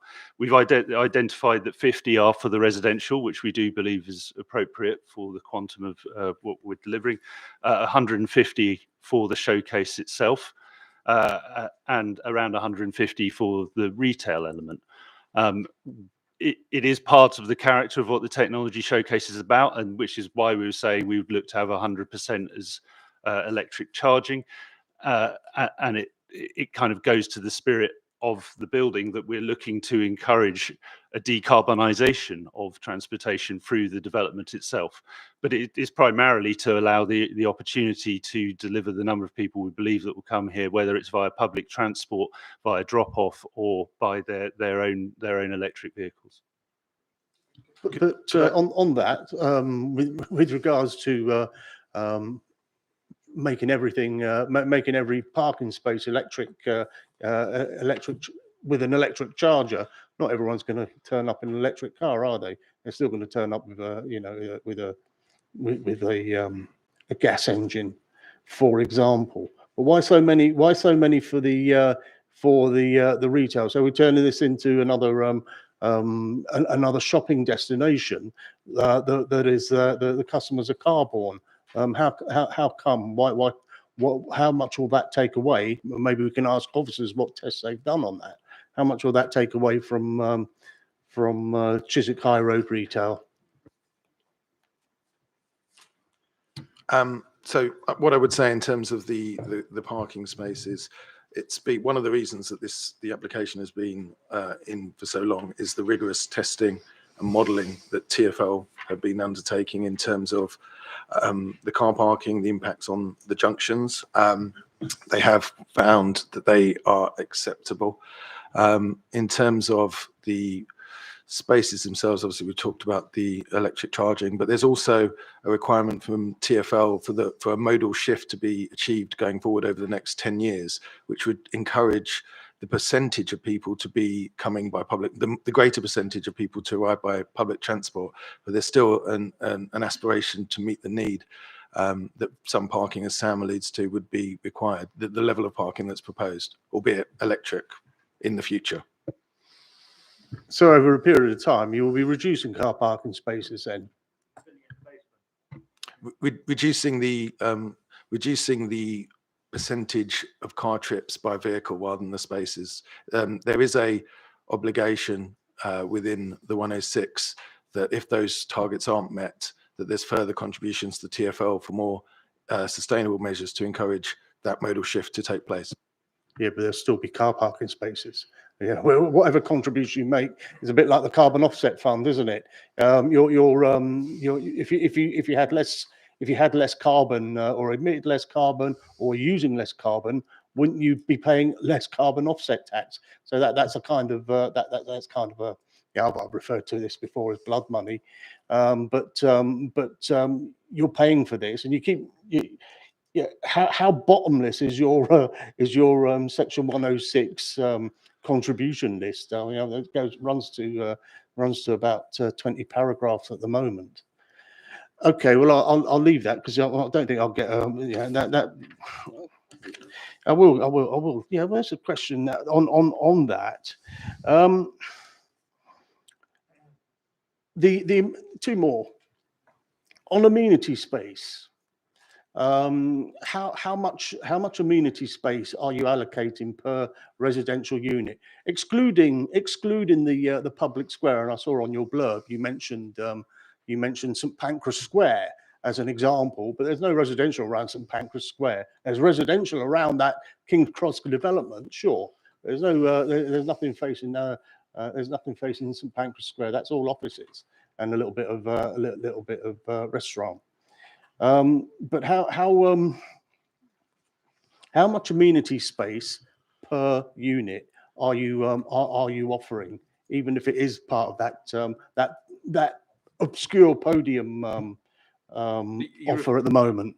Are you referring to private amenity per unit, or are you referring to the amenity provided at the podium level? Well, private amenity particularly, and you may include winter gardens, but it depends on where the winter gardens open out to and what aspect they have. But how much, excluding winter gardens, how much amenity space are you offering, and how policy compliant is this? I will ask the officers that as well.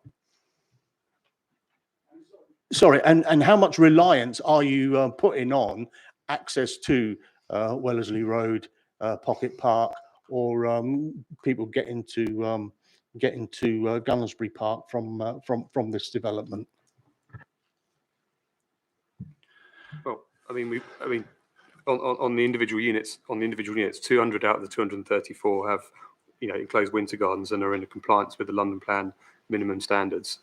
On that third level, podium level, we have 1,820 square metres of amenity space for all residents, which includes an element internally and an element externally, to answer that question. And finally, look, you've been discussing this for a long time, no doubt. I didn't get to any previous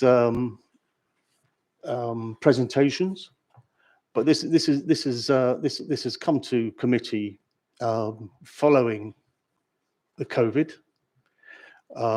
during a new regime at with the government planning experts or decision makers.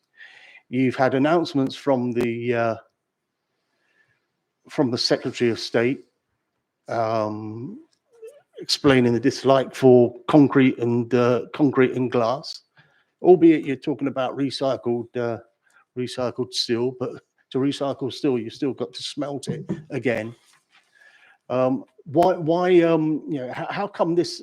Tell us to what extent this proposal is fit for a decision to be made post-COVID, in as we're approaching 2022, and if it is built, how compliant is it likely to be in the year 2024, 2025?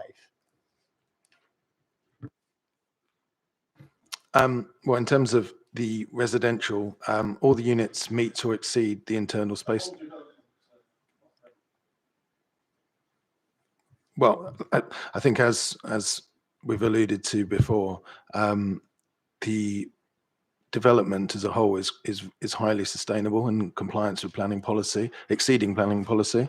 The showcase is BREEAM outstanding, for example, which is obviously a very good measure. The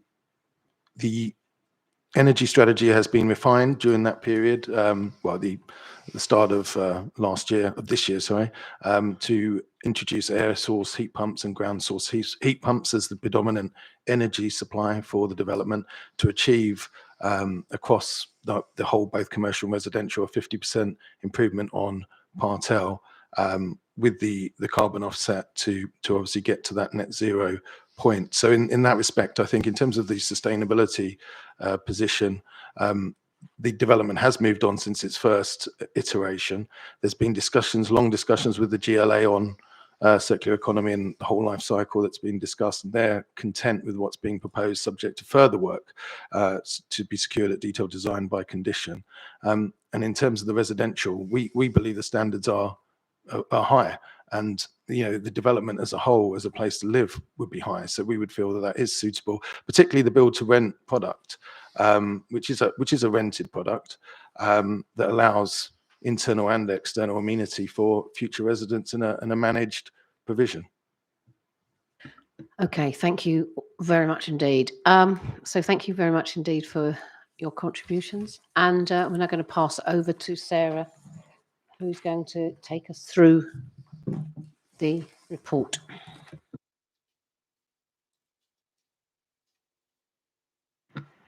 Thank you, Chair. So just going back to the principle and some of the points that I'll try and pick up along the way, the points that have been brought up in those two discussions. So the site is outside a town centre. So we are, and the applicant has been required to produce a sequential assessment and a retail impact assessment to get to that point of demonstrating how it does impact or not the surrounding town centres and the town centre uses. Because of the fact of the existing retail on the site and the proposed uses that are within this site, those pieces of evidence have been verified by us, and we have come to the conclusion that it wouldn't harm the functioning of the retail of those surrounding town centres, and would in fact promote the needs of the Great West Corridor and the emerging development that's coming out of those local plan reviews. So just on the position of those jobs that we were talking about. So the local plan has allocated this site. The local plan reviews look for a residential mixed-use scheme on this site. So that is in the plan. In terms of the jobs that are proposed, just to highlight, it is a new type of job. We haven't seen anything like this in the borough. I'm not sure there's many anywhere, but it does sing to some of the key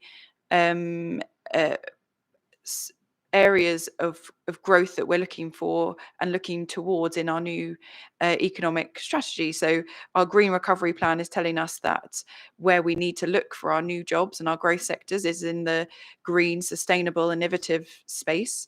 This location is in the creative enterprise zone adjacent to it, which is exactly that, looking to promote and establish creative enterprise in our borough.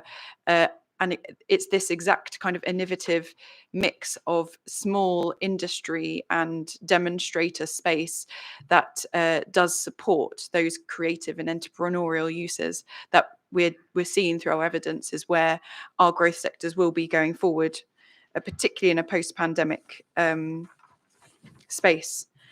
So moving to the affordable, so it's repeated. We've got 40% of affordable on site. Now it is a build to rent scheme, so those are rented units in the London living rent sector. That is above where we would. It's above where the GLA fast track is. So they've verified that through the GLA.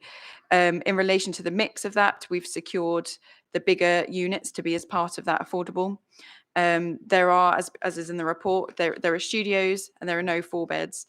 But given that it's the affordable, that it's the rented sector, we have to bear in mind that the GLA does set out the standards and asks you as decision makers in these build to rent schemes that we apply the standards flexibly. So together with the fact that there is a space for a mix and balance of units here, the studios do fit into the location, what they're trying to do on the site, and at providing a mix of units across the whole gambit. There are no 4 beds, but there are 3 beds being provided that does tick those 4 bed spaces. We've talked a lot about sustainability. It's a 50% reduction in the carbon emissions once on site. So that's kind of meeting the policy requirements where we are. Mr. Firk has very eloquently talked about the whole life cycle carbon assessment. There is guidance that the GLA has issued in relation to that. And as we spoke about at previous committees, we are in the place where we are pushing our applicants to go forward with that as much as possible. They have submitted what they need to do to the GLA in their assessment. Our policy is what our policy is, and it talks about that existing and what the future occupation of that site is. So in terms of their 50% reduction against Part L, that's hitting what we in our policy seek to hit. So in terms of design, we haven't talked a lot about the design of the scheme. As in set out in the report, it's a step change to the scale of what's on site, but overall, officers consider that the height and massing would transform the area and the site. It's got various heights. It is in principle in line with the master plan as outlined in the Great West Corridor local plan review, albeit with slightly different massing as been taken you through by the applicants.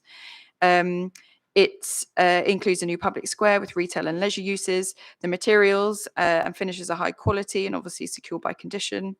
And the use of different colours and patterns and textures does break up the site when you look at it from local views.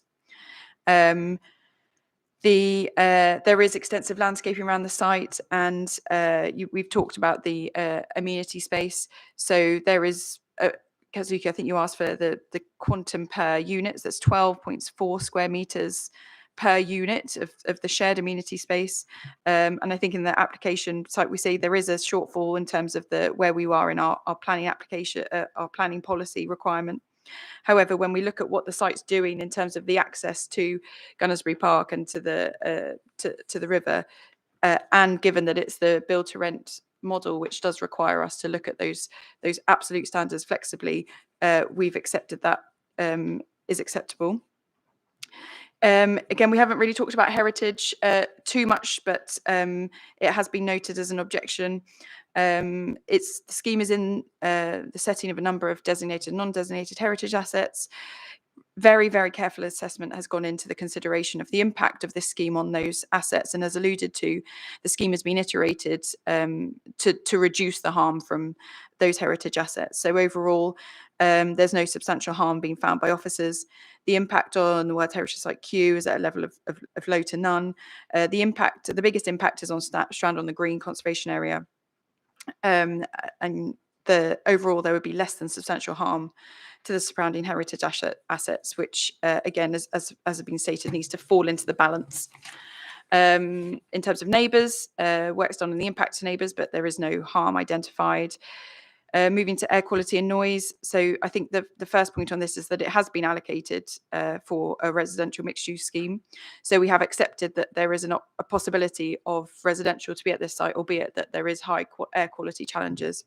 The application has been submitted with supporting evidence about the air quality, and it demonstrates that the work that's done on how those living accommodation, how the residential has been designed and modelled would meet the standards of the air quality and noise standards that we have. In terms of transport, again, we've talked about that. It's been extensively discussed with TfL, so they're satisfied now with that overall the scheme wouldn't result in significant increase or harm to the congestion around the site. There are 350 car parking spaces proposed. We have to bear in mind that we are starting from a point where there are car parking spaces on site, and we do. I come to you every time I present and say we're looking for car-free development, but the fact of what we've got in front of us is a site that has existing car parking and trips to and from the site, and that is a fact that is considered. We have to consider when we're looking at the planning application. So again, we've looked at those trip generation figures. After extensive modelling and challenging the applicant and the applicant's evidence around the site, TfL are now satisfied that the congestion around the site wouldn't be significantly impacted as a result of the scheme. And you will have noted in the report there is a significant package of transport improvements in the whole. So we've obviously referred to the crossings and the contributions that has kind of come with the application should it be granted.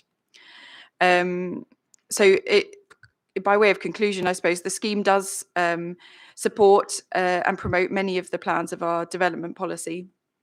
But because of those conflicts in terms of the heritage assets, we have to bring it and bring the planning balance into consideration, and balance the public benefits against the harm. So in relation, the harm is obviously to those heritage assets, which we've discussed, and we've already been through the public benefits, but just to kind of allude them, highlight again where they were in the report, is the provision of housing, the provision of 40% of that housing as affordable, the regeneration of an underused site, the economic activity and employment, it's 790 permanent jobs and 300 temporary jobs. It goes a long way to meeting our economic ambitions moving forward, particularly post-pandemic. The delivery of new uses that complement our innovative and creative sector, the hotel space, the communal space, the public realm. So on balance, officers have taken that balance that we believe great weight should be given to those benefits, and that they do outweigh the harm identified to the heritage assets. So in conclusion, we're recommending approval subject to the Section 106 and the conditions. And just to highlight, in the addendum, we've got some amended conditions from Highways England. They've just amended the wording of their condition. An additional monitoring requirement, the Section 106 for the be seen part of the energy hierarchy, and something that's not in the addendum, unfortunately, or just verbally put forward, is just to confirm the condition about not operating before 10 a.m, which supports the transport assessments. And again, as we've discussed, the applicant discussed that there's a whole life carbon cycle conditions to be added that, as discussed, check prior to the occupation of those units, that those measures have been taken as far as possible to reduce the whole life cycle carbon impacts. That concludes my presentation. Thank you very much, Sarah. Questions for the officer? Right, I'm just having a quick look. Okay, so Councillor Guy Lambert. Okay, I've got 4 or 5, I think. As far as I can see, there's no mention of the design review panel here. Have we not engaged them, or have I missed it?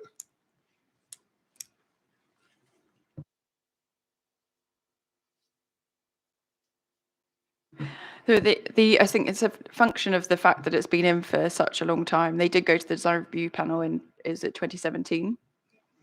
And so the scheme that you've got in front of you has been iterated since that point. It's an error that it hasn't been mentioned in the report. I mean, I noticed that the Great West in the local plan, the Great West Corridor emerging local plan, if that's the right way to put it, it's referred to as London's gateway, and that critical to the success of this area will be an enhanced image and strong sense of place. The plan also states development along the corridor should be inspired by the Art Deco buildings that expressed industrial pride through stunning architecture. The exceptional visibility from the M4 should be used by businesses in the corridor to display their branding, showcase their products and services, and provide architecturally stunning buildings that add value to real estate while collectively expressing the unique image and profile of the Great West Corridor business hub, it says. It's disappointing that we haven't run this recently past the design review panel who could help me to decide whether this meets those goals.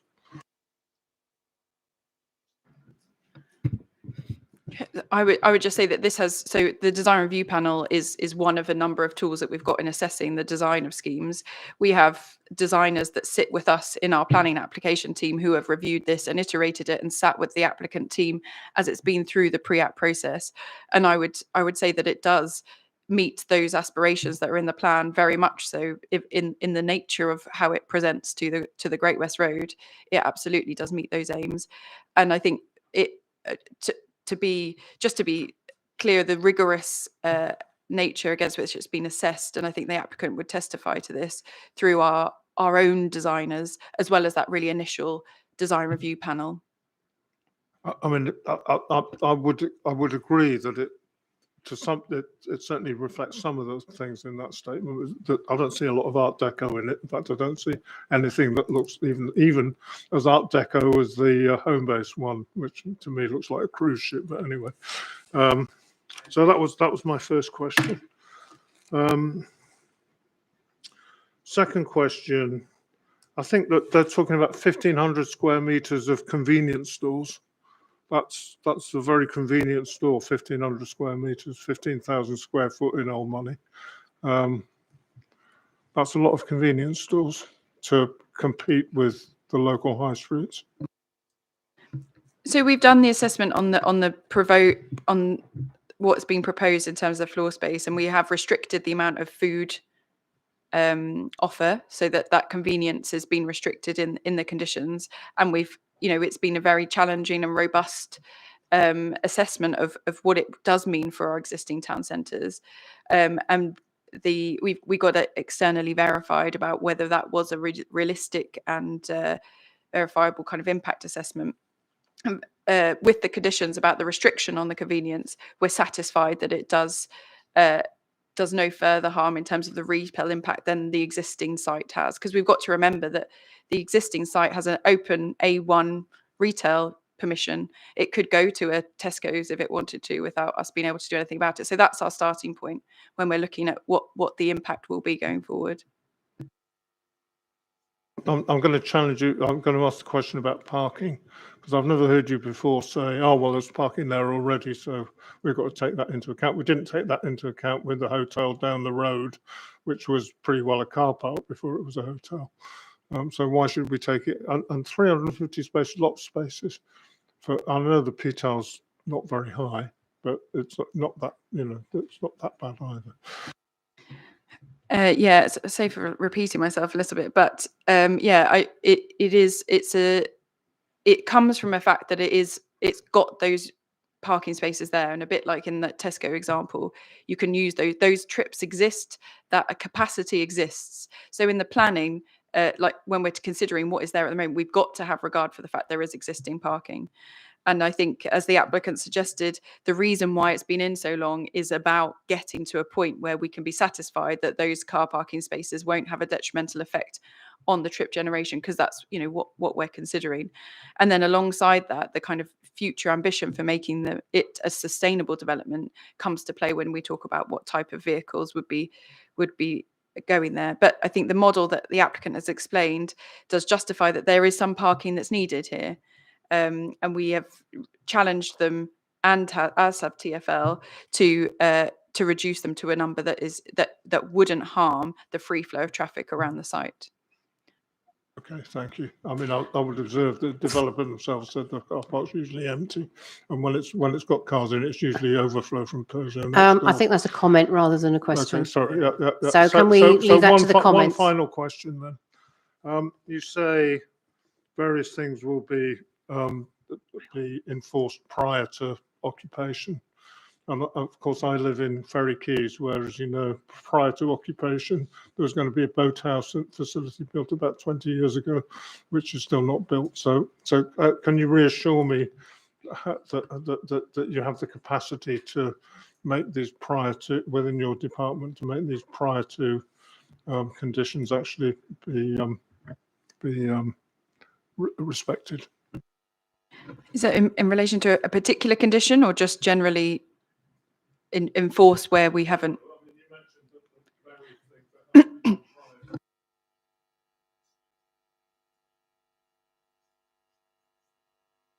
Okay, well, you have the developers here. I'm just wondering whether, Sonny, can you illuminate on the car parking situation? You need to come to the mic, please.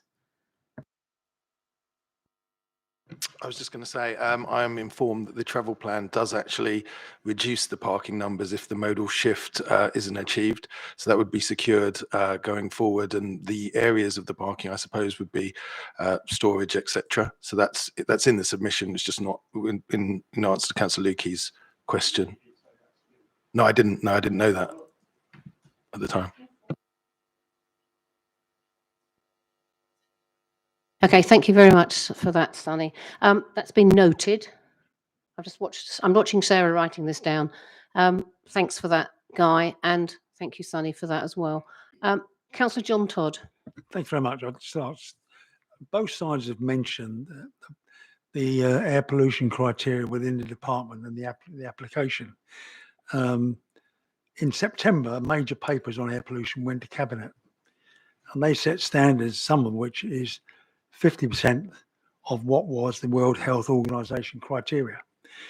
I just want to ask Sarah, I haven't given a notice, so I apologize, but is there what is the assessment? How do you assess an area so polluted? I think we started talking about this, or maybe the applicant started talking about, there is an assessment done. We take measurements around the site. And I suppose, let me take one step back and say, when we allocated this site and when we put it into the local plan, we were required to, across the Great West Corridor, demonstrate what the impact would be, what the air quality is like now, and what level, what you would have to do effectively to make it habitable. And when we've got an understanding of what the impact, what the actual air quality levels are, and then you've got standards, and they're British BS standards about the level of air quality, the quality of air that can be inside developments. So then we have consultants who we send, the applicant has submitted the air quality assessment to us, and we have consultants that we send that data to verify whether the proposal and the mitigation that's set out in the proposal would safeguard those units from harmful air quality. So that's talking about the internal of the residential. The air quality externally is what's in the report. So if it's to do with the quality of accommodation, that's the answer. If it's to do with the quality of the external areas, then that is that is something that can't change. We can't change how much space is outside that's affected by air quality. But I think what the applicants have done in terms of putting some of their communal space inside, which is very much something of a build to rent product, does mean that there is a protection element from those residents for a communal amenity space that doesn't suffer from the air quality challenges of the site. Okay, just looking for anyone else who wants to ask the officer any questions. Councillor Tony Lukey. And can anyone else indicate that if they want to speak, if they want to ask the officer any questions? Thank you, that's helpful. I mean, I'll go back to that. Your comments on the on the B&Q site. It's got carbon customers, and that's why it's being allowed so many car parking spaces. That wasn't the argument that the planning application for building at Sign Lane Tesco. Quite a reduced number of car parking spaces, but I'll leave that there. But I just want that recorded, to be honest, because so it's been judged differently here for some other reason. The other thing is, because it's adjacent to a creative enterprise zone, why should the authority allow the ancillary of a hotel and small housing units affecting being built here, and also at the same time affecting heritage sites? We don't pay much. We haven't really paid that much attention to the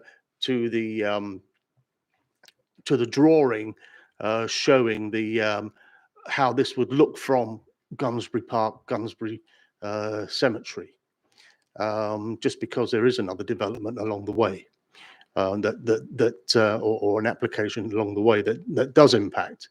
But why have we allowed this? Why are we being positive on this with those items that I've highlighted? That's one. I've got a couple more questions, Chair. Sorry. So yeah, I mean, the site is allocated for a mixed use. So the introduction of a hotel meets that requirement. And in terms of the small units, I mean, we do have to think about it slightly differently, because it's this build to rent product that isn't our traditional homes. But having a mixed, we have to emphasize that there is a mix of units being proposed here. They all exceed the space standards. So they're not small units in themselves. There are studio units in the mix, but there are also 3-bed units in the mix. So I think it is a mix of units still that are being proposed. So that's why we found it acceptable. Yeah, you haven't answered my question on why so much car parking even for the residential here, which is for the residential and for the hotel. When the last meeting we had, there was one parking space for the hotel on Chiswick High Road, and I can't remember the number. It will remind me when we go to the public inquiry on the Tesco Homebase site about the parking spaces that we don't have on that site for 1,600 units. Tell me about the parking. Why are we allowing 50 parking spaces for this site? And for the hotel. So, yeah, I completely take your point about where we normally come from in terms of approaching these things. I think the direct difference, and just to not repeat myself again, between that Tesco and Homebase one does come down to the impact on the surrounding roads. And there was there is differences in terms of where they're being assessed from. So the fact here is that we've got these units already, that there's the fallback position that they could be used as much as they can for any sort of retail, and that when you put into the mix and the modelling how the impact of those car parking spaces from a transport perspective, it's found that there isn't a significant harm. So those things together are why it's acceptable here, why it isn't acceptable in other places. Okay, even though you're going down 3 You levels. have got another question? I have. Yeah, Right, let's do the questions, yeah, Tony. okay, all right. No. How many? So this agenda was published a week ago. How many additional documents have we had since then? And earlier on, you mentioned that we send our documents to experts. Have our experts been able to digest and report back on these, or don't we think that we need a bit more time on these matters when you get late documents for something that's been in the scheme for about 2 years?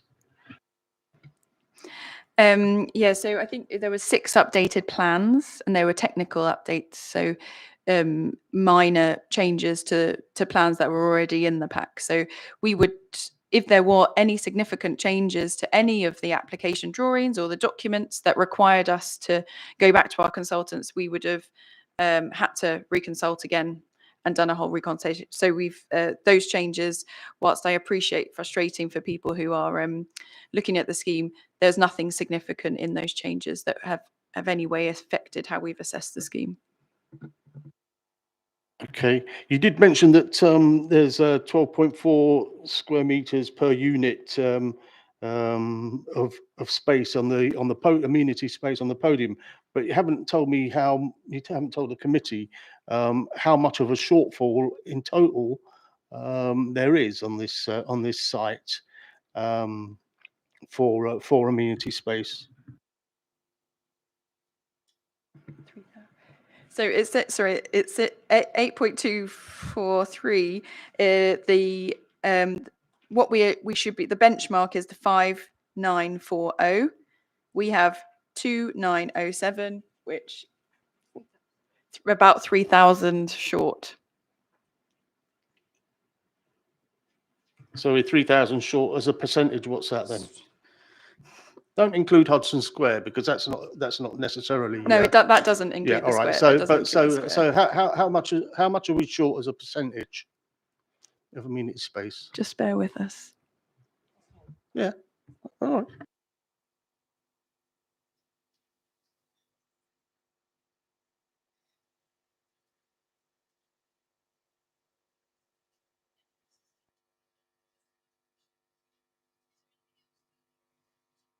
Councillor. Yeah. You can call me Tony. We've known each other a long time. We have indeed. How does this fit with the current local plan as existing? How compliant is it in terms of policy, and how does it tally with the emerging local plan and the new stuff that we've talked about today, the changing aspects of the of planning regime, planning ambition, new Secretary of State, and the MPPF, the biodiversity issues? Yeah, how compliant is it with that? Are we really jumping the gun on this in the same way as we may have done with other recent major developments? So the local plan 2015 is the local plan. It's got policies in it. That's our adopted local plan. That's what we're assessing schemes against. We have to have regard to the emerging local plan reviews because they have been with us for a long time. They've been consulted on several times, but they hold limited weight when we're making an assessment at the moment, because whilst they've just finished part of their EIP, they haven't been adopted yet. In terms of the planning white paper and all of the things around that, there have been initial updates to the MPPF. This is in line with those amendments across the bits that have trickled down. But in its widest sense of the shake-up of the planning system, we are yet to have that white paper brought to us as new planning policy. But in terms of the intent going forward that we consider, we kind of are assuming what will be in that when it comes forward. It does look for maximising, innovative ways of doing things that we do and promoting sustainable development. And in the whole, that's what we believe this does. So as much as we know about the new white paper, it meets those requirements. It's part of a mixed use site that meets many of our policies. And the actual guidance on NPPF, say on biodiversity, we don't need to wait for a white paper on that, do we?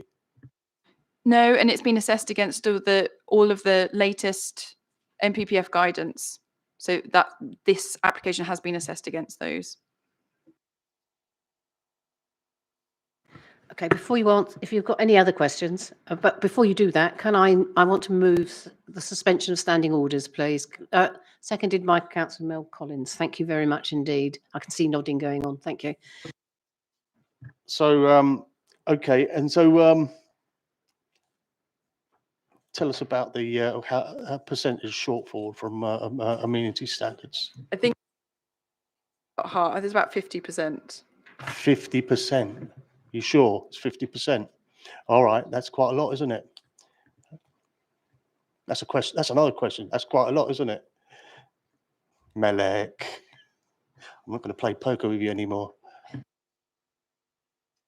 I think what I just go back and reiterate what I've said before, in that the build to rent offer is slightly different from where we talk about normal homes, and the GLA have asked us to be flexible about the standards against which we judge these, because they're different. It's a rented product, coupled with the fact that in this scheme you've got extra and additional links to the substantial. The site is becoming more permeable because of the pedestrian access through it. So it's easier to get to Gunnersbury Park and to the surrounding amenity of the area.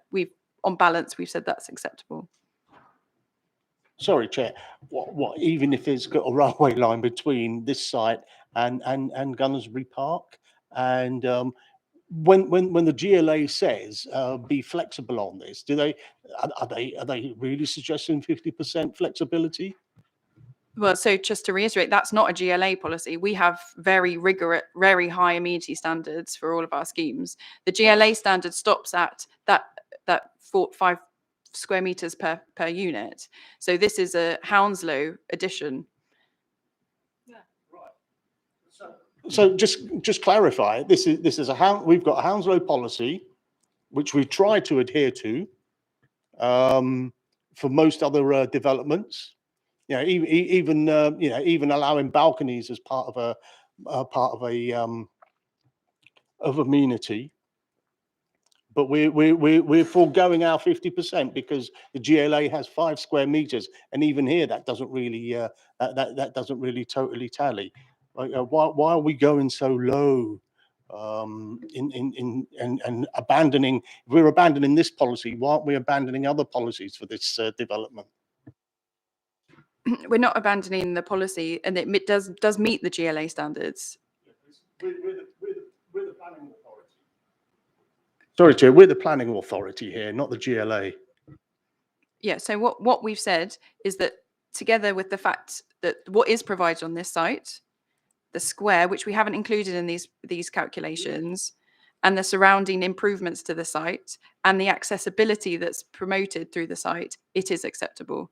And it is, from a scheme of this mixed use nature in this position, it would be difficult to achieve those standards. And I completely accept what you're saying. We do push for them in every scheme, and we bring schemes to you on the whole that do get close to those calculations. Okay, Councillor Richard Foote. Trying to remember what I was looking at. Yeah, it's just really one question.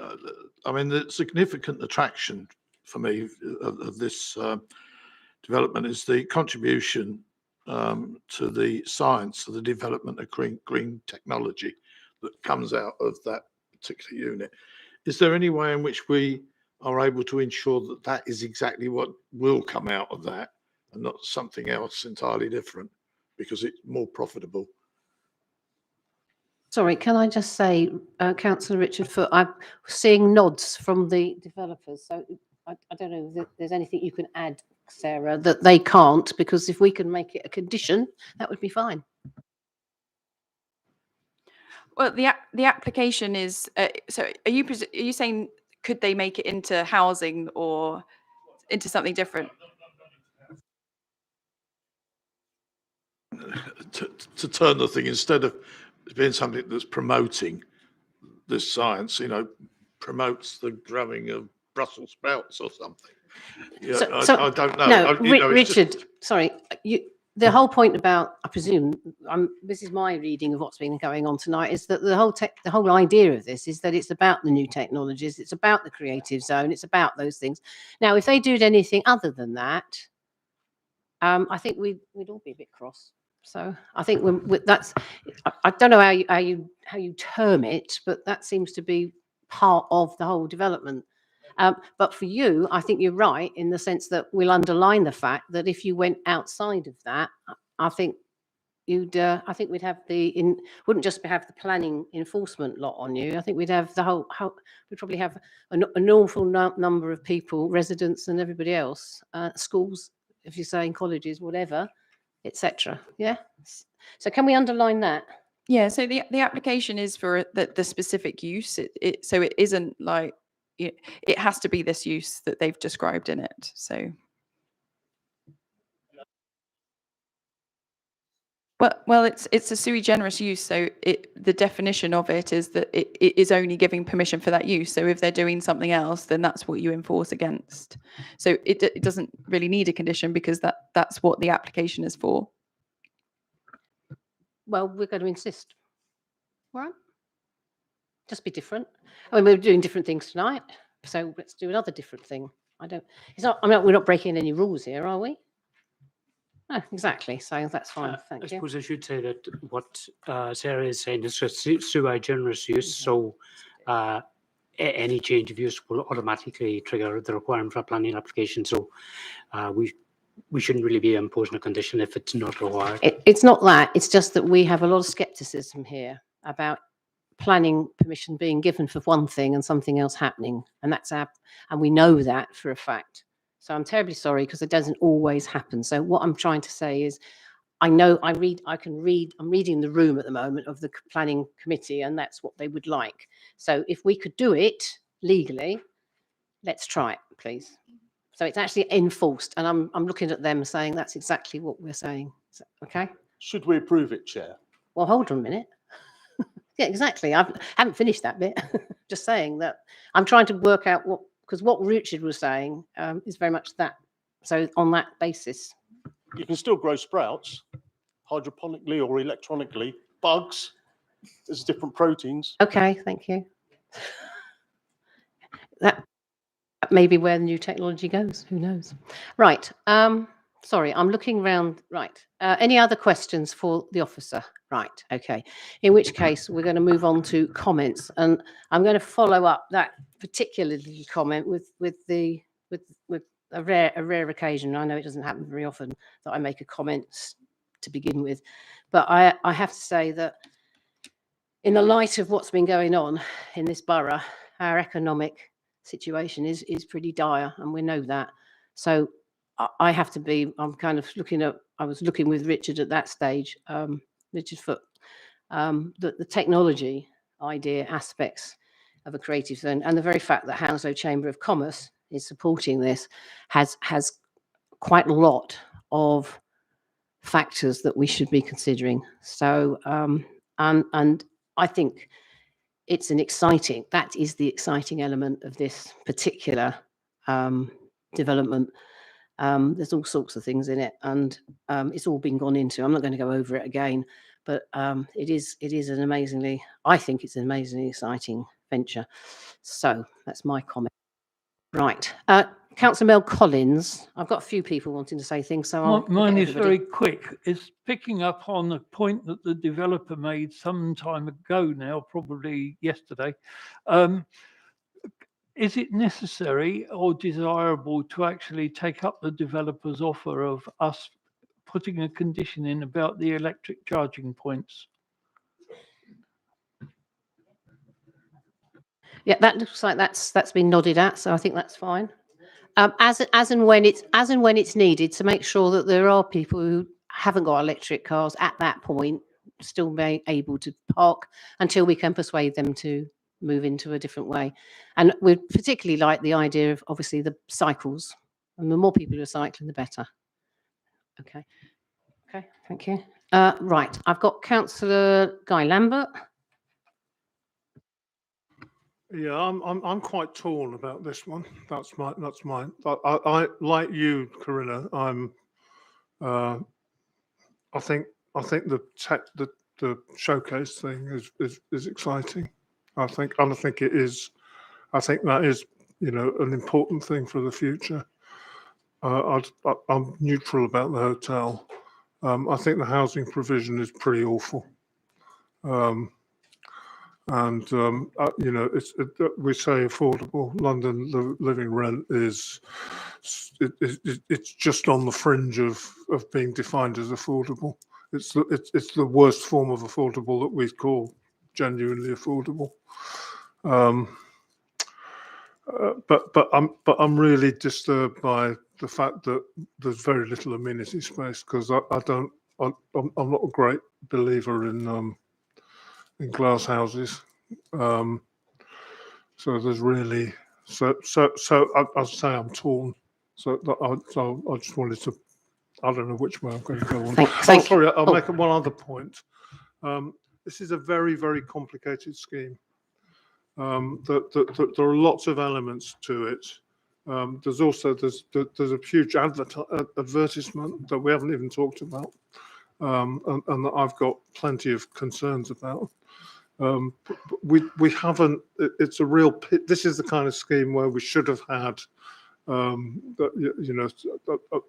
prior to the planning committee discussion. So there's part of me that thinks probably maybe we should. I very rarely want to defer, but on this occasion, I'm tempted by deferral. Okay, Councillor Michael Dennis. Thank you, Chair. I share some of my councillors' excitement about this technological part of the application. It's sui generis. It's of its kind. It's unique. It's exciting, and I note the economic aspects of that, particularly with regard to employment. With regard to the effect on the local conservation area, particularly on Stranraer Green and Gunnersbury Park, I reject what one of the objectors claimed, that the application is completely unnecessary. I think we've heard a lot of very positive things about it. But the test that we need to apply is what the NPPF say, which is that where there is less than substantial harm, the harm should be weighed against the public benefits, and therefore it's the public benefits that I'm thinking about that we've been discussing today. I share some of my colleagues' frustration at the small size of the units, particularly the presence of a lot of the studio flats. I was quite taken by the officer's description of the number of 3 to 4 bedrooms, which was much reduced. They said it was a much reduced number than of units that such units would be expected of such a large scheme. I'm very disappointed in that. I think in terms of a public benefit, that rather undermines that claim quite substantially, actually, because it's about families, and we need more affordable units for families, large families, and they really need to be addressed by 3 to 4 bedroom size properties, and I don't think this really gets there. But again, there are public benefits because of the technology in the employment. So I like my fellow councillor Lambert, I am quite torn on this, but I'm really disappointed by the small size of the unit sizes. Thank you. Councillor Tony Lukey. I really have no difficulty with the technology showcasing aspect of this and the learning that would come from this. I'm convinced on that, but I don't want the whole development just to hang on this, and that's a problem.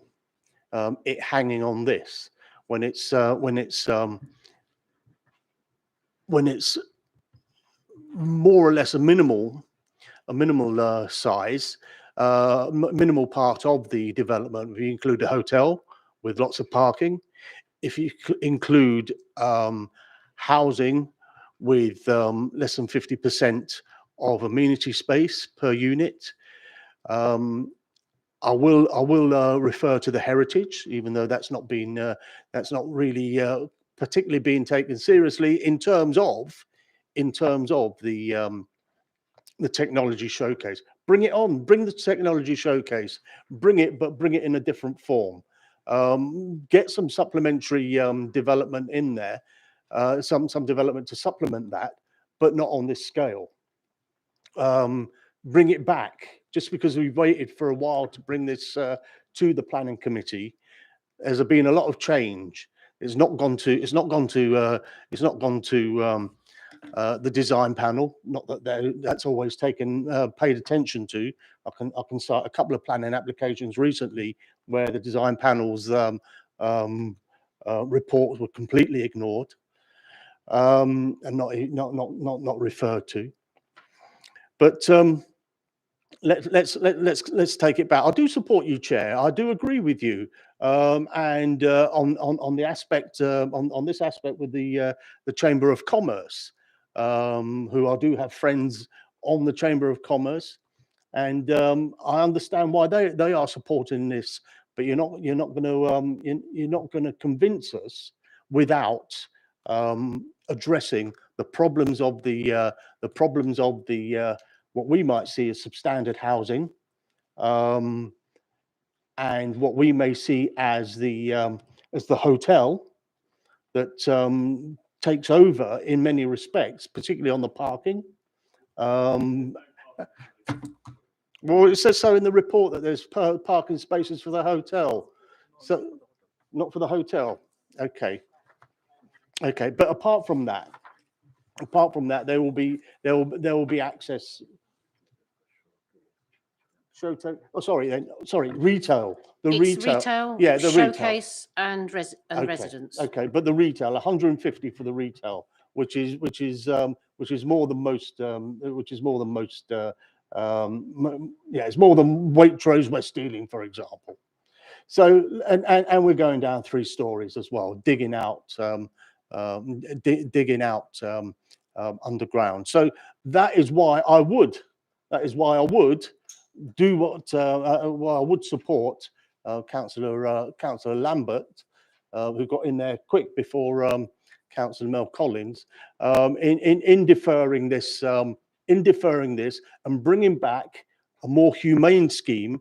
Even if it does mean more space for the technology showcase, even if it does mean some more space to have some proper practical manufacturing, even if it might mean more space to offer to seats of learning to come and help develop the technologies and the academic aspect of that.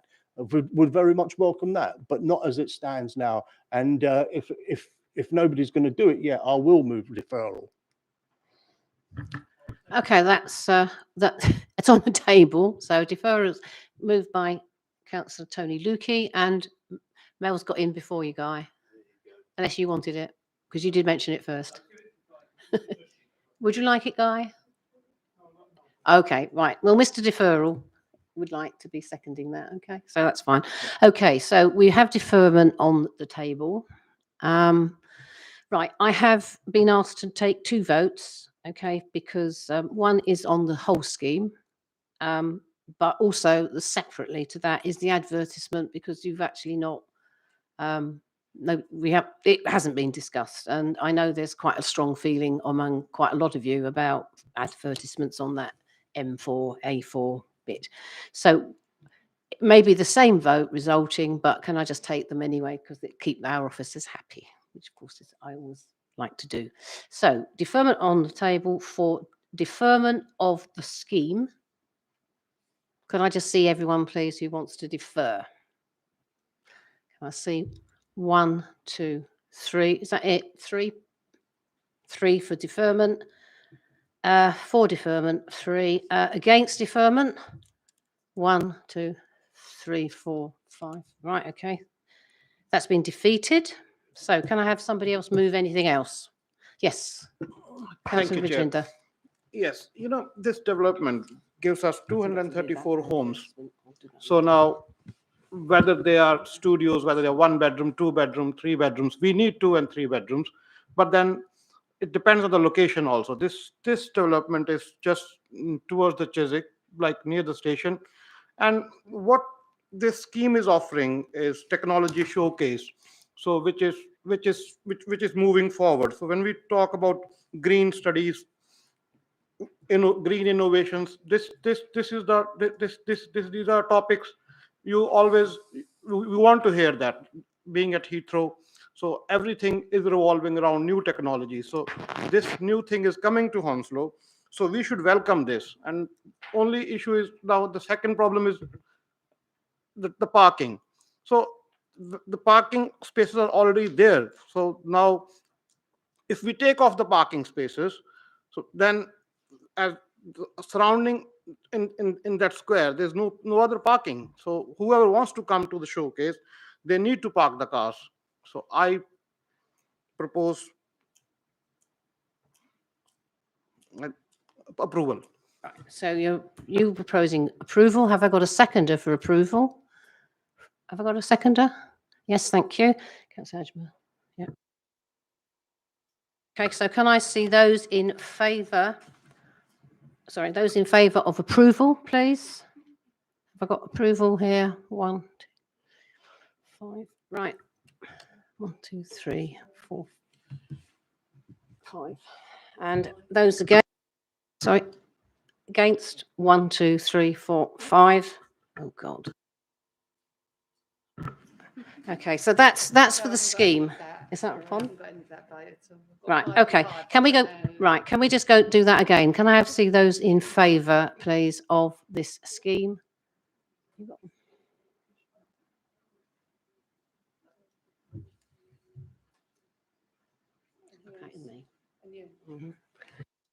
Oops, sorry. Those against? Can I just see? Okay, that's 5. You got them?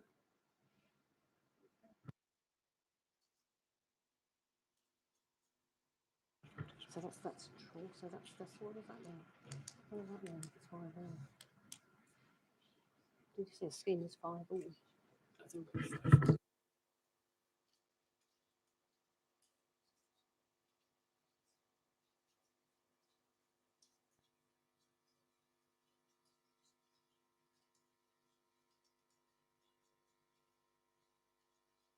Right. What about the? If we do that one? Yeah. Sorry. Yeah, we haven't finished that one yet. Do you want?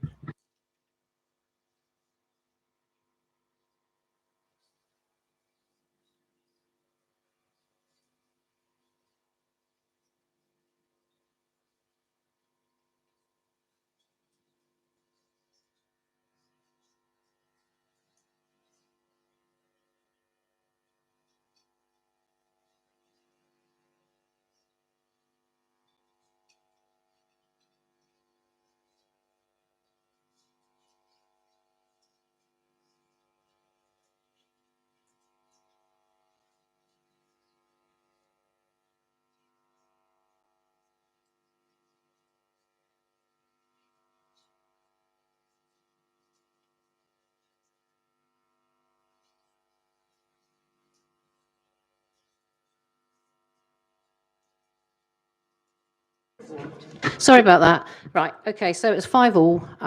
Chair, you have to vote. Yeah, sorry? You have to vote. Sorry, yes, I did. There's 5, it was 5, right, the vote was 5-all, okay. Chair has casting votes, so I'm going to approve it. Second part to this is the advertisement. Now, I wanted to know what you want to do about the advertisement, because it wasn't discussed. That's what Councillor Guy Lambert wanted. Do you want deferment of that one, Councillor Mel Collins? And is that seconded by somebody? Seconded? Is anyone seconding that? Well, I'm quite happy to second that deferral on the advertisement. And can we now vote on that, please? Can I see those in favour of deferment? That's 2, 3, 4, 5. That's 5. Okay. Against deferment? 1, 2, 3, 4. Okay, 4. And 1 abstention. So it's 4. So it's 5, 4, 1 abstention. The advertisement will be deferred, and that will convert. Okay. Okay. Okay. So I'm going to give you a 5-minute break, please.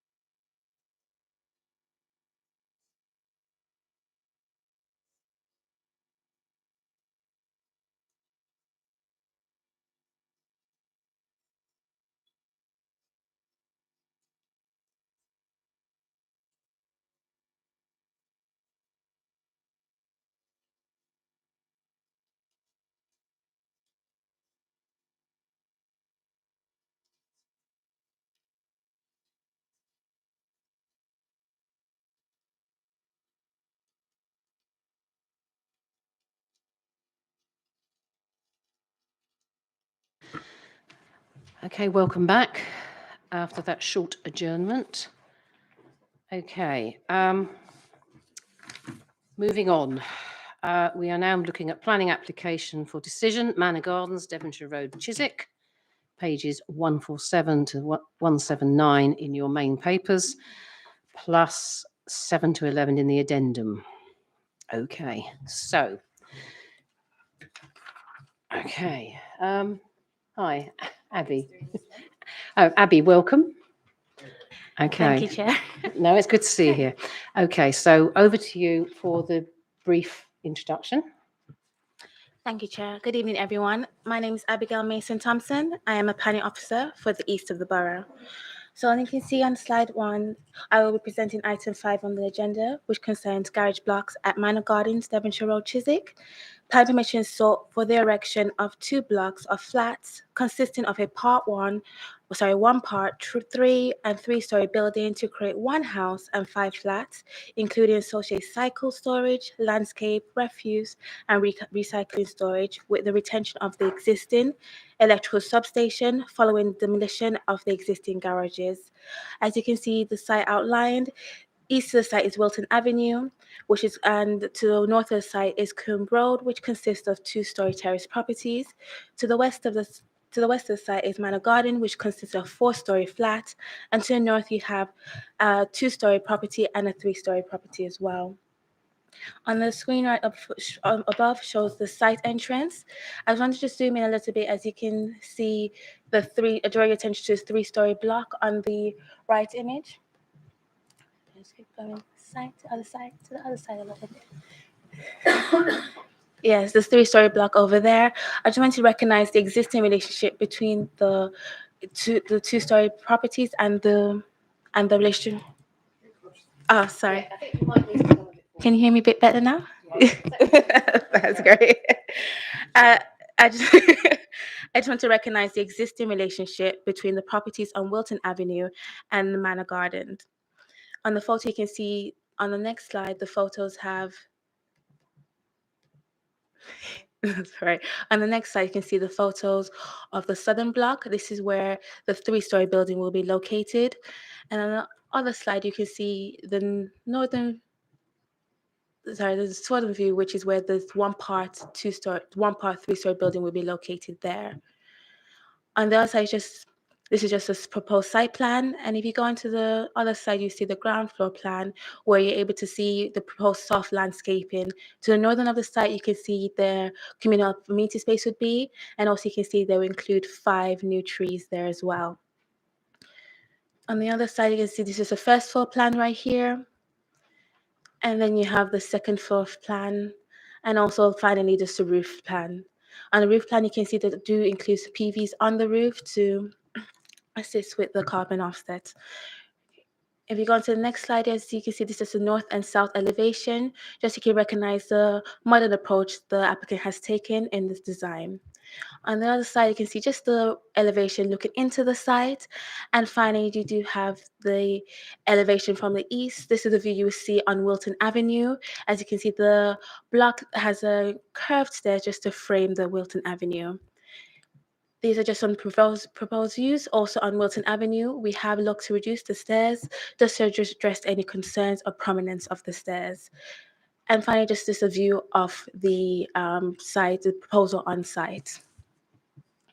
That's it from me. Thank you very much. Well done. Okay, so we now move on to our objector. Have Hugh Hudson. You'd like to come to the desk.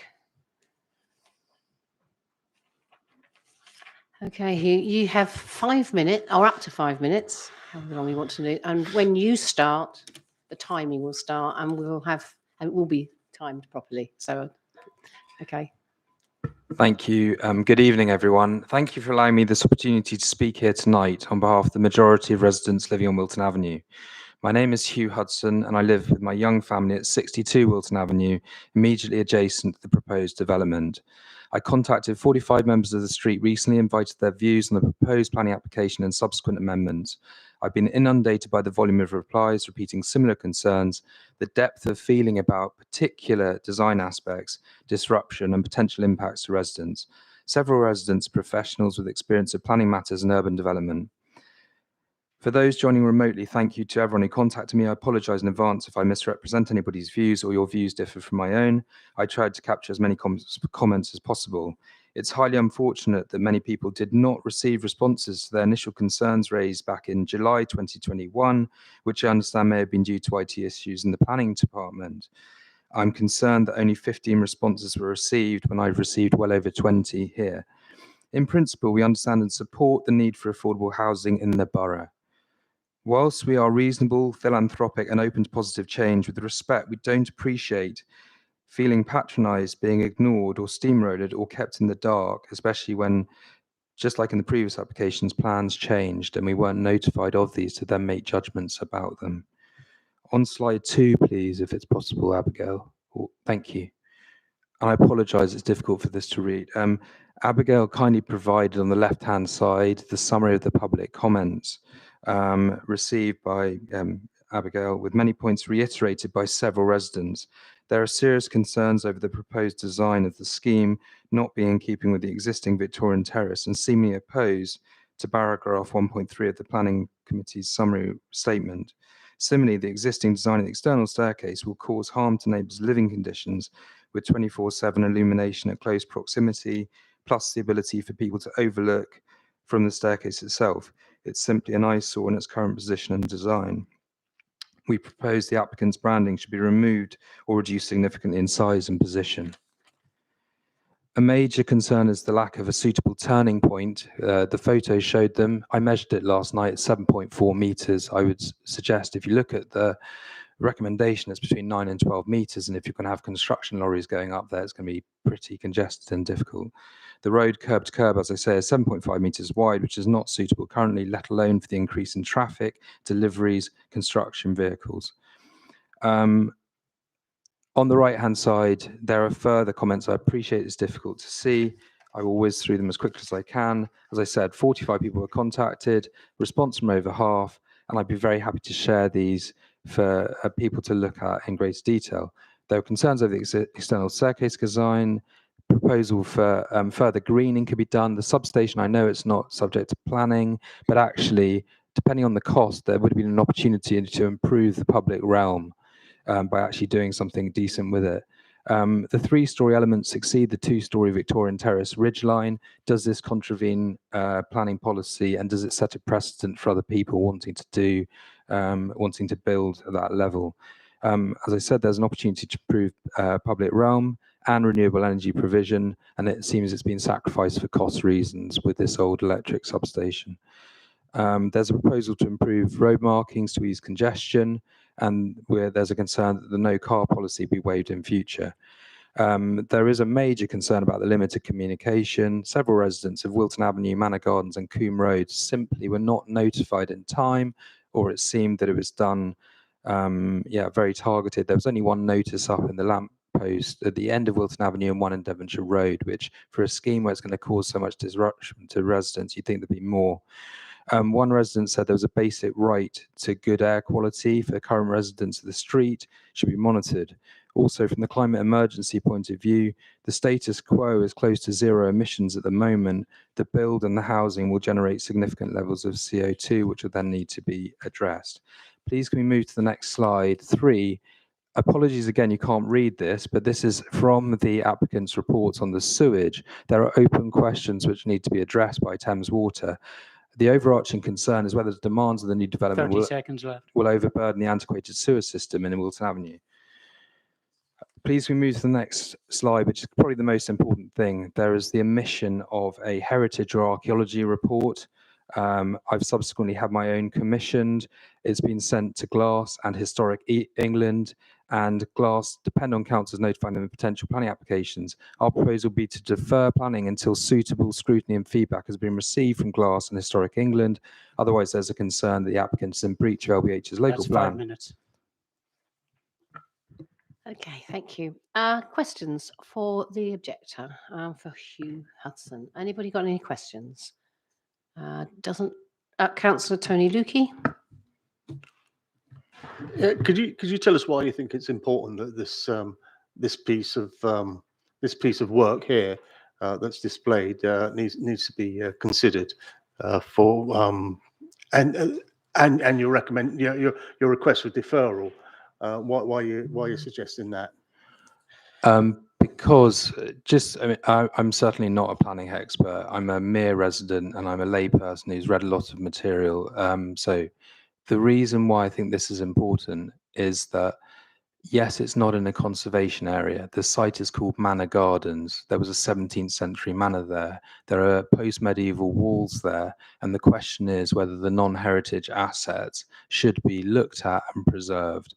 And of course, the decision could be you don't need to preserve them, simply proceed. But I think it'd be worthwhile getting Glass and Historic England's viewpoint just to check that, yes, that's fine. That's why I think it's important, because I think if you're going to be and I applaud the applicant's submission of all the other reports is very comprehensive. So why would it not have that? I don't understand why that was omitted.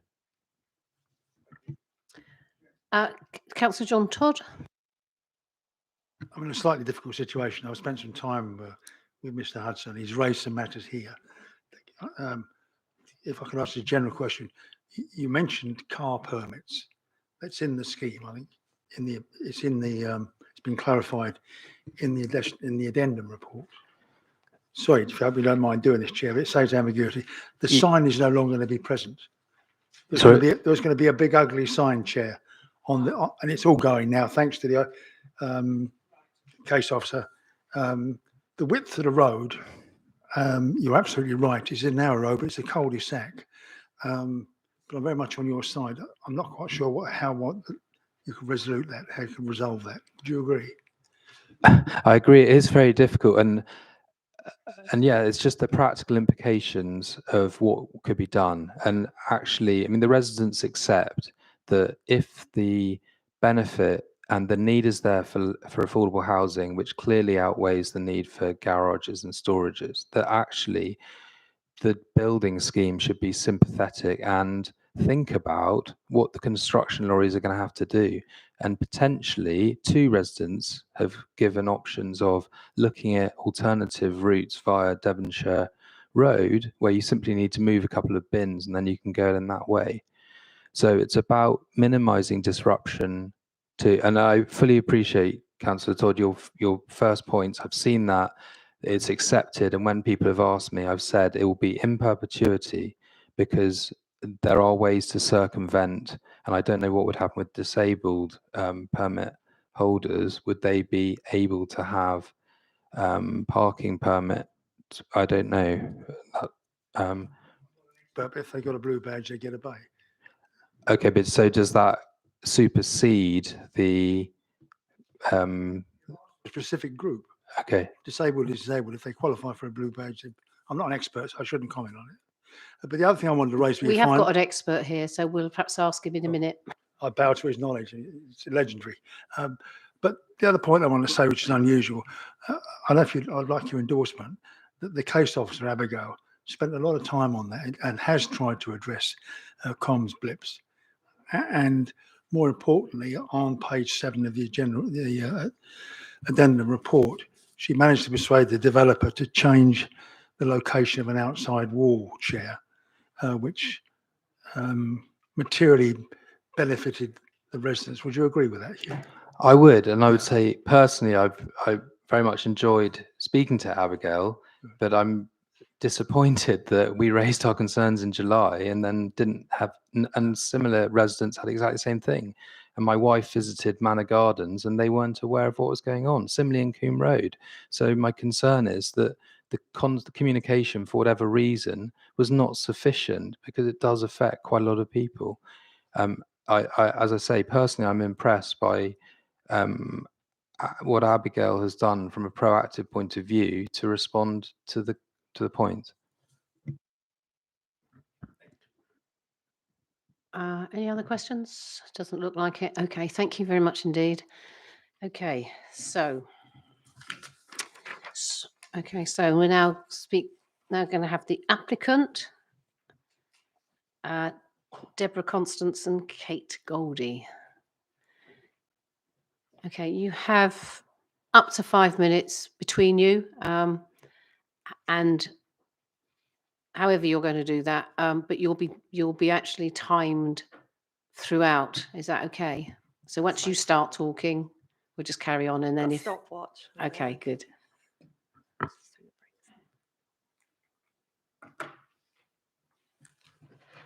Good evening, members. We are here to speak with the committee tonight regarding the proposals for the delivery of high quality and much needed affordable housing at the Manor Gardens site. We are delighted to have received Planning Officer's recommendation for approval for a scheme which will deliver 6 new affordable homes at London affordable rent levels. My name's Kate Goldie and I am a town planning consultant. I'm the agent responsible for submitting the planning application. I'm joined this evening by Deborah Constance from Sapphire Independent Housing, and they're the applicant. So tonight I'll give members a brief overview of how the designs have evolved in response to comments from the planning officer, and I'll also address the objectors' points that were just raised there. However, firstly I will hand over to Deborah and she will say a few words regarding Sapphire's involvement in helping to deliver the council's 5,000 pledge, which this scheme forms part of. And I would also just add that prior to tonight's committee, the committee have approved other Sapphire schemes which also form part of this small sites programme. Thank you. As you know, councillors, there aren't enough affordable homes for people in Hounslow. That is why the council has pledged to secure an additional 5,000 new and affordable homes. Hounslow has reviewed its existing assets and identified a number of redundant garage sites which are suitable for residential infill. Manor Gardens is one of these sites. Sapphire Housing Association, the applicant, is working alongside and in partnership with the council to deliver this site, making the pledge of 5,000 new affordable homes a reality. We have designed a housing development that we believe responds to the needs of the council and the community, and in terms of mix, quality and affordability. Should this planning application be approved, Sapphire will develop and eventually take ownership of the site from the council. When complete, the new occupants will be local people from the council's own waiting list. This is an infill site surrounded by residential dwellings, and as such, we have tried to listen to the concerns of the existing community and to respond. We will continue to do so through the construction phase and in the future through the management and maintenance of these new homes. Hand you back to Kate. Thanks, Deborah. So the development proposals submitted for the site have been shaped through collaboration with the local planning authority and through a pre-application process with Abigail. We met with officers in the summer of 2020, whilst the principle of development and the replacement of the existing garages with a 100% affordable scheme was strongly supported. Officers did give feedback with regards to the proposed design, and we have positively responded to that. Most notably, we have reduced the massing of the northern building to ensure it aligns with the adjacent properties. We've rotated the external stairs to improve views from Wilton Avenue, and we've rearranged the communal amenity space.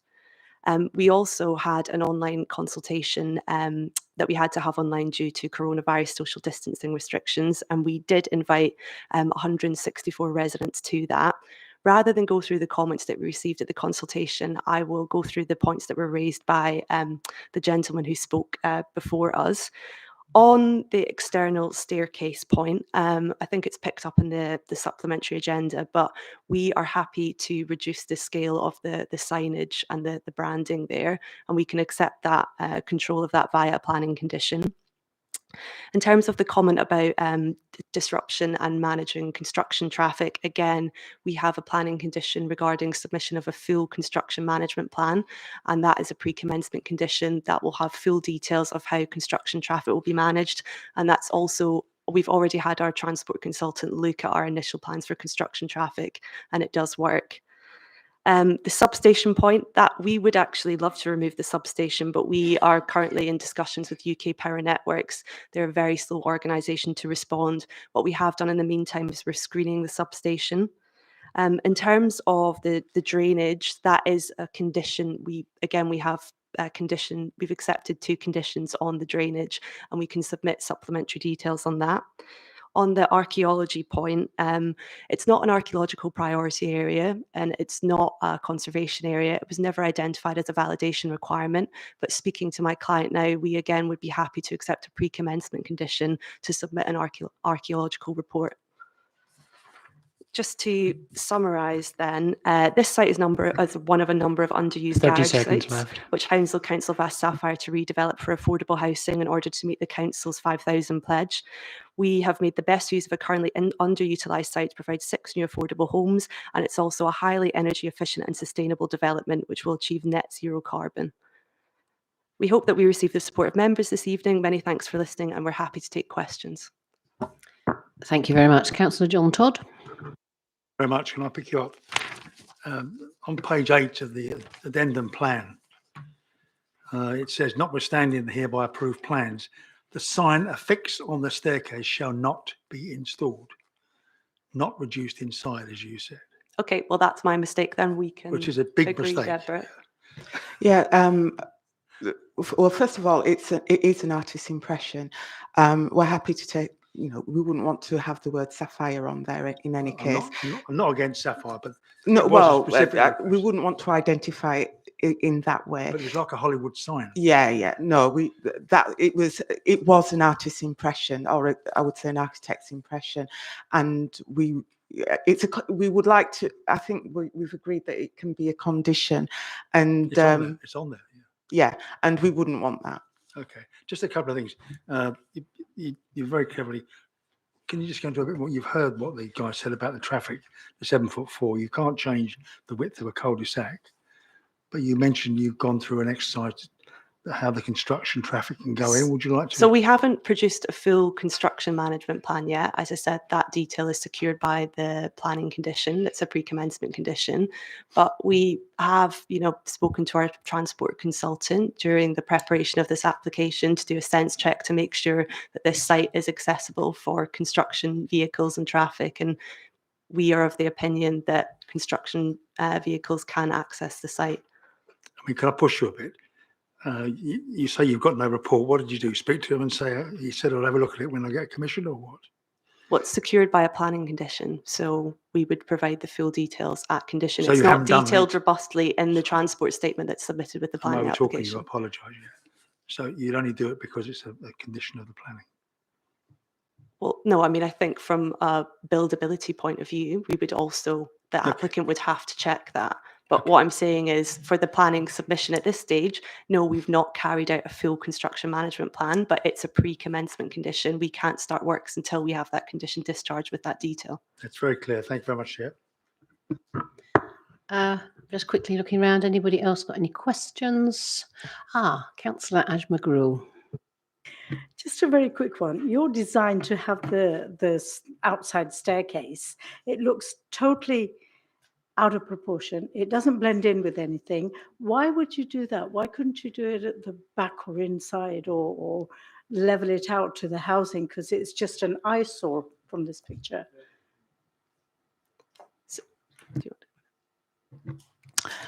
What I would say to that is the way it has been designed has allowed full access, so that it's allowed us to have as much amenity space as possible within the site. We've actually turned it around and reduced the amount of space that the staircase would actually take up. And just to add to that as well, we've went through iterations of the staircase design with planning officers at the pre-application stage, and we have amended it to reduce the kind of visual impact of that from Wilton Way. And this is a very constrained site, and we have 6 high quality affordable homes here. Each of them have very generous amounts of both private amenity space and communal external amenity space. Part of the reason that we're able to provide that for these new residents is because of the configuration of the staircase here, but our architects, did look at many options. This we feel is the most appropriate for the site. Okay. You mentioned your client. Who is your client? Sapphire or Hounslow Homes? It's Sapphire. Sapphire, okay. Can I just also add that I represent Sapphire, and we are working with Hounslow. Oh, I understand that. And Hounslow still own the site. They do, okay. Yeah. My concern is, I mean, to be fair, both you and the officer have been very helpful in moving. I agree with everything you said about this, the staircase. It looks like amateurish. I hate to say it, but there we are. You said you're going to reduce it. I mean, it could be an inch or a foot. Is it a substantial reduction in size? I mean, do I need to speak to Hounslow to make sure it's done properly, or we get an agreement on that or not? What I would say is it has been reduced, not that we're going to reduce it.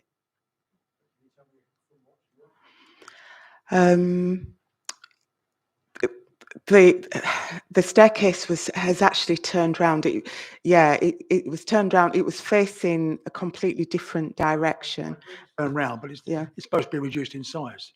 I wouldn't be able to tell you off the top of my head how much it's reduced by. Well, can you tell the officer and I can feedback on that? Yeah, we can speak to the officer. She's busy.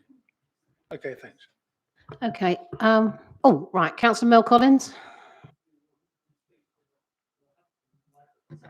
Yeah, I'm getting there. Yeah. I'm a little concerned about this staircase, as I would be in my condition. My direct question to you, is there a double rail? In other words, is there a rail on either side to help either elderly or disabled people, which I've managed to get in previous planning applications of a like mind? And the other important thing, which I can't judge from the pictures, is the staircase covered in some way to protect it from the elements, which I think is exceedingly important. Okay. So your first question, is there a double rail? So we can have a double rail. The staircase is wide enough for that. That isn't something that would be detailed at this stage. That would be coming when we're putting the package together for the building contractor. But yes, that's something that can be done. With regard to, is the staircase covered? The staircase is covered, but it is an external staircase in that it's not covered on either side. So there's a roof on it, but parts of it are open to the elements. Okay, right. Anybody else got a question? I've got one very minor one to add to your page 165. You won't be too surprised about this. Well, nobody will be here. You talk in terms of your ecological assessment, and you're saying that you're quite happy to provide ecological benefits and enhancements if this is agreed tonight. And you've put provision of nest boxes for species such as sparrow, starling, and bat boxes. And the bat boxes, obviously, I know that's quite key there. But I'm looking at the design of your building, and it's going to be very easy for you to put some swift bricks in there. And I'm saying that because Chiswick has a very good Swift survey team that work all over Chiswick, because you do get quite a lot of Swifts there. And if there's a few bricks in this building, it's a possible site for them as well. And since they're on the red list, that means they're in great danger. That would be really helpful. So that's just that. It's minor, I know, but it's quite important to a Swift. No, I think that's something we would definitely feed back to our ecologist then, and we can incorporate that as one of the enhancement measures. Good. Okay, any other questions? No. Okay, so right, thank you very much. We'll hand over to the officer now. Okay, are you ready?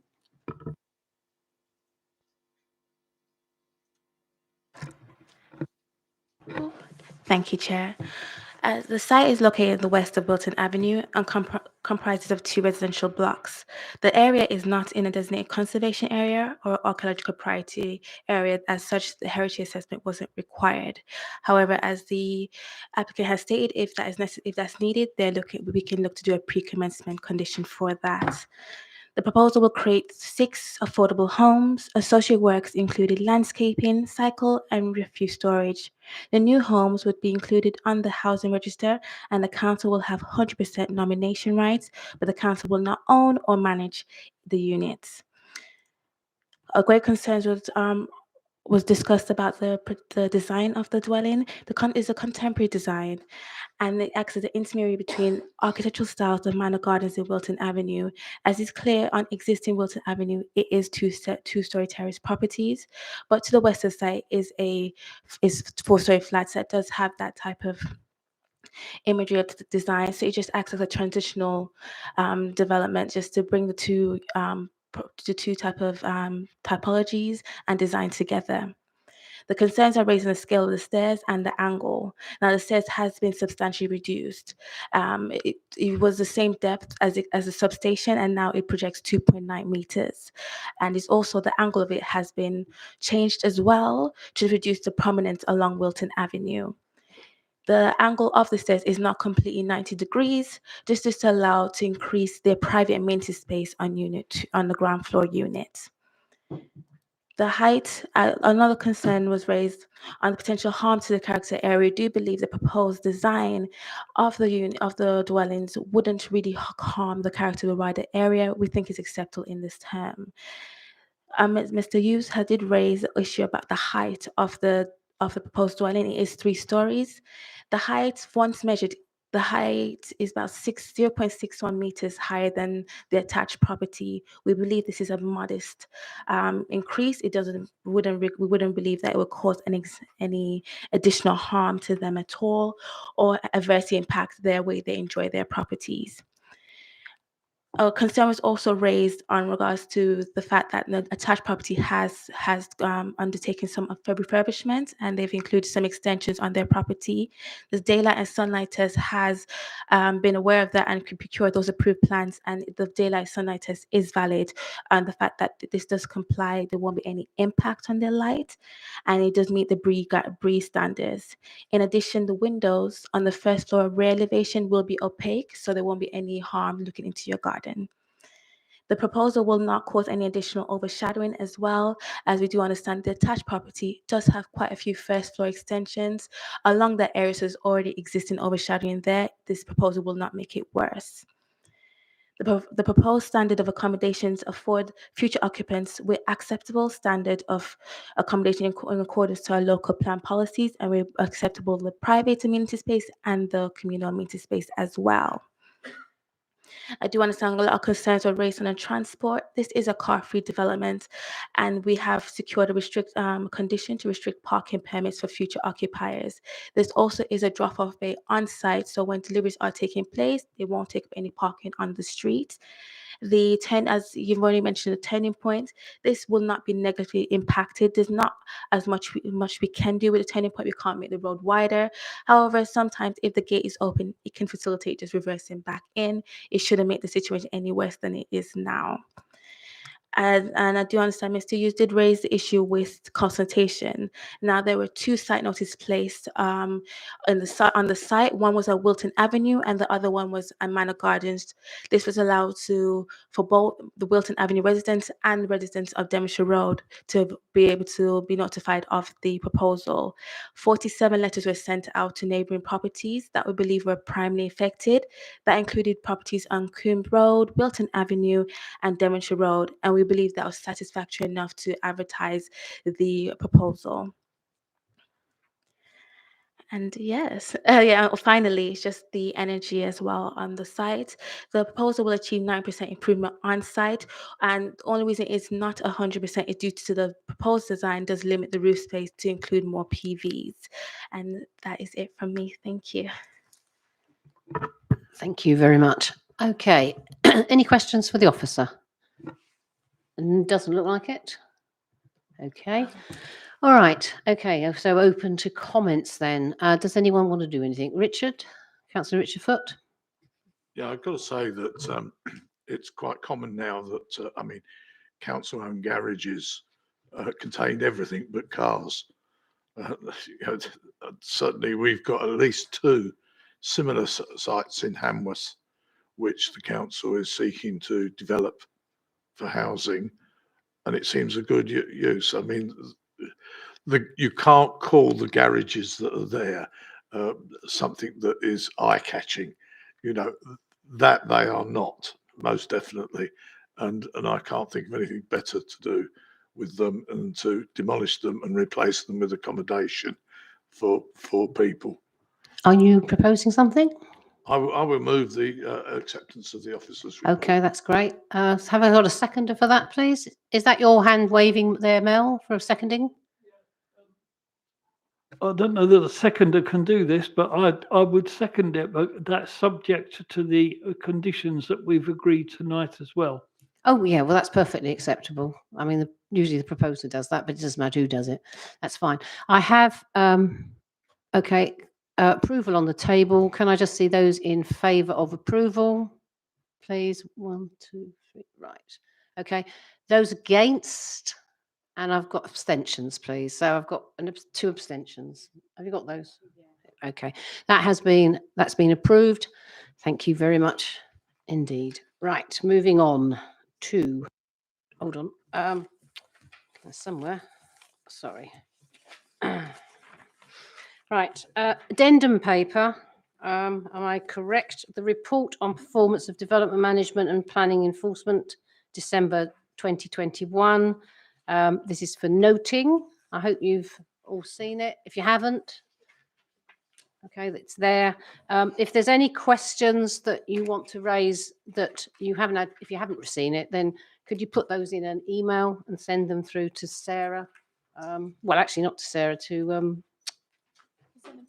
send them to you and Matt. Yeah, send them to Matt, and yeah, that'd be fine.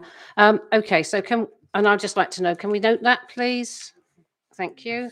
And I think there's no other business which I consider. Oh, right, other business which I consider as urgent. That has been noted, Richard. The question of that we raised at the last planning meeting. It's the whole thing about the gas. That's going to be something that's put forward to training across the council. So that's already, it's wider than planning and enforcement. So I've got, because then the department aren't, I don't think they've got the people to do it, but that's, and I will make sure that goes to the, I think I've said that already to the chief whip, but if I haven't, I'll send it to him again. Yeah, that's right. So that's going to be, but that they're all that. Yeah, that's absolutely fine. So we're going to we'll raise that there as training across the council. Date of next meeting, is it the 6th of January or the 5th? This is the 6th. Okay, sorry. I got 5th in my brain, but that's my friend's birthday, so I suspect that's what's happened. Yeah, well, exactly. All right. So look forward to seeing you all. Thank you ever so much for tonight. And I wish you all a happy Christmas and a wonderful new year. So.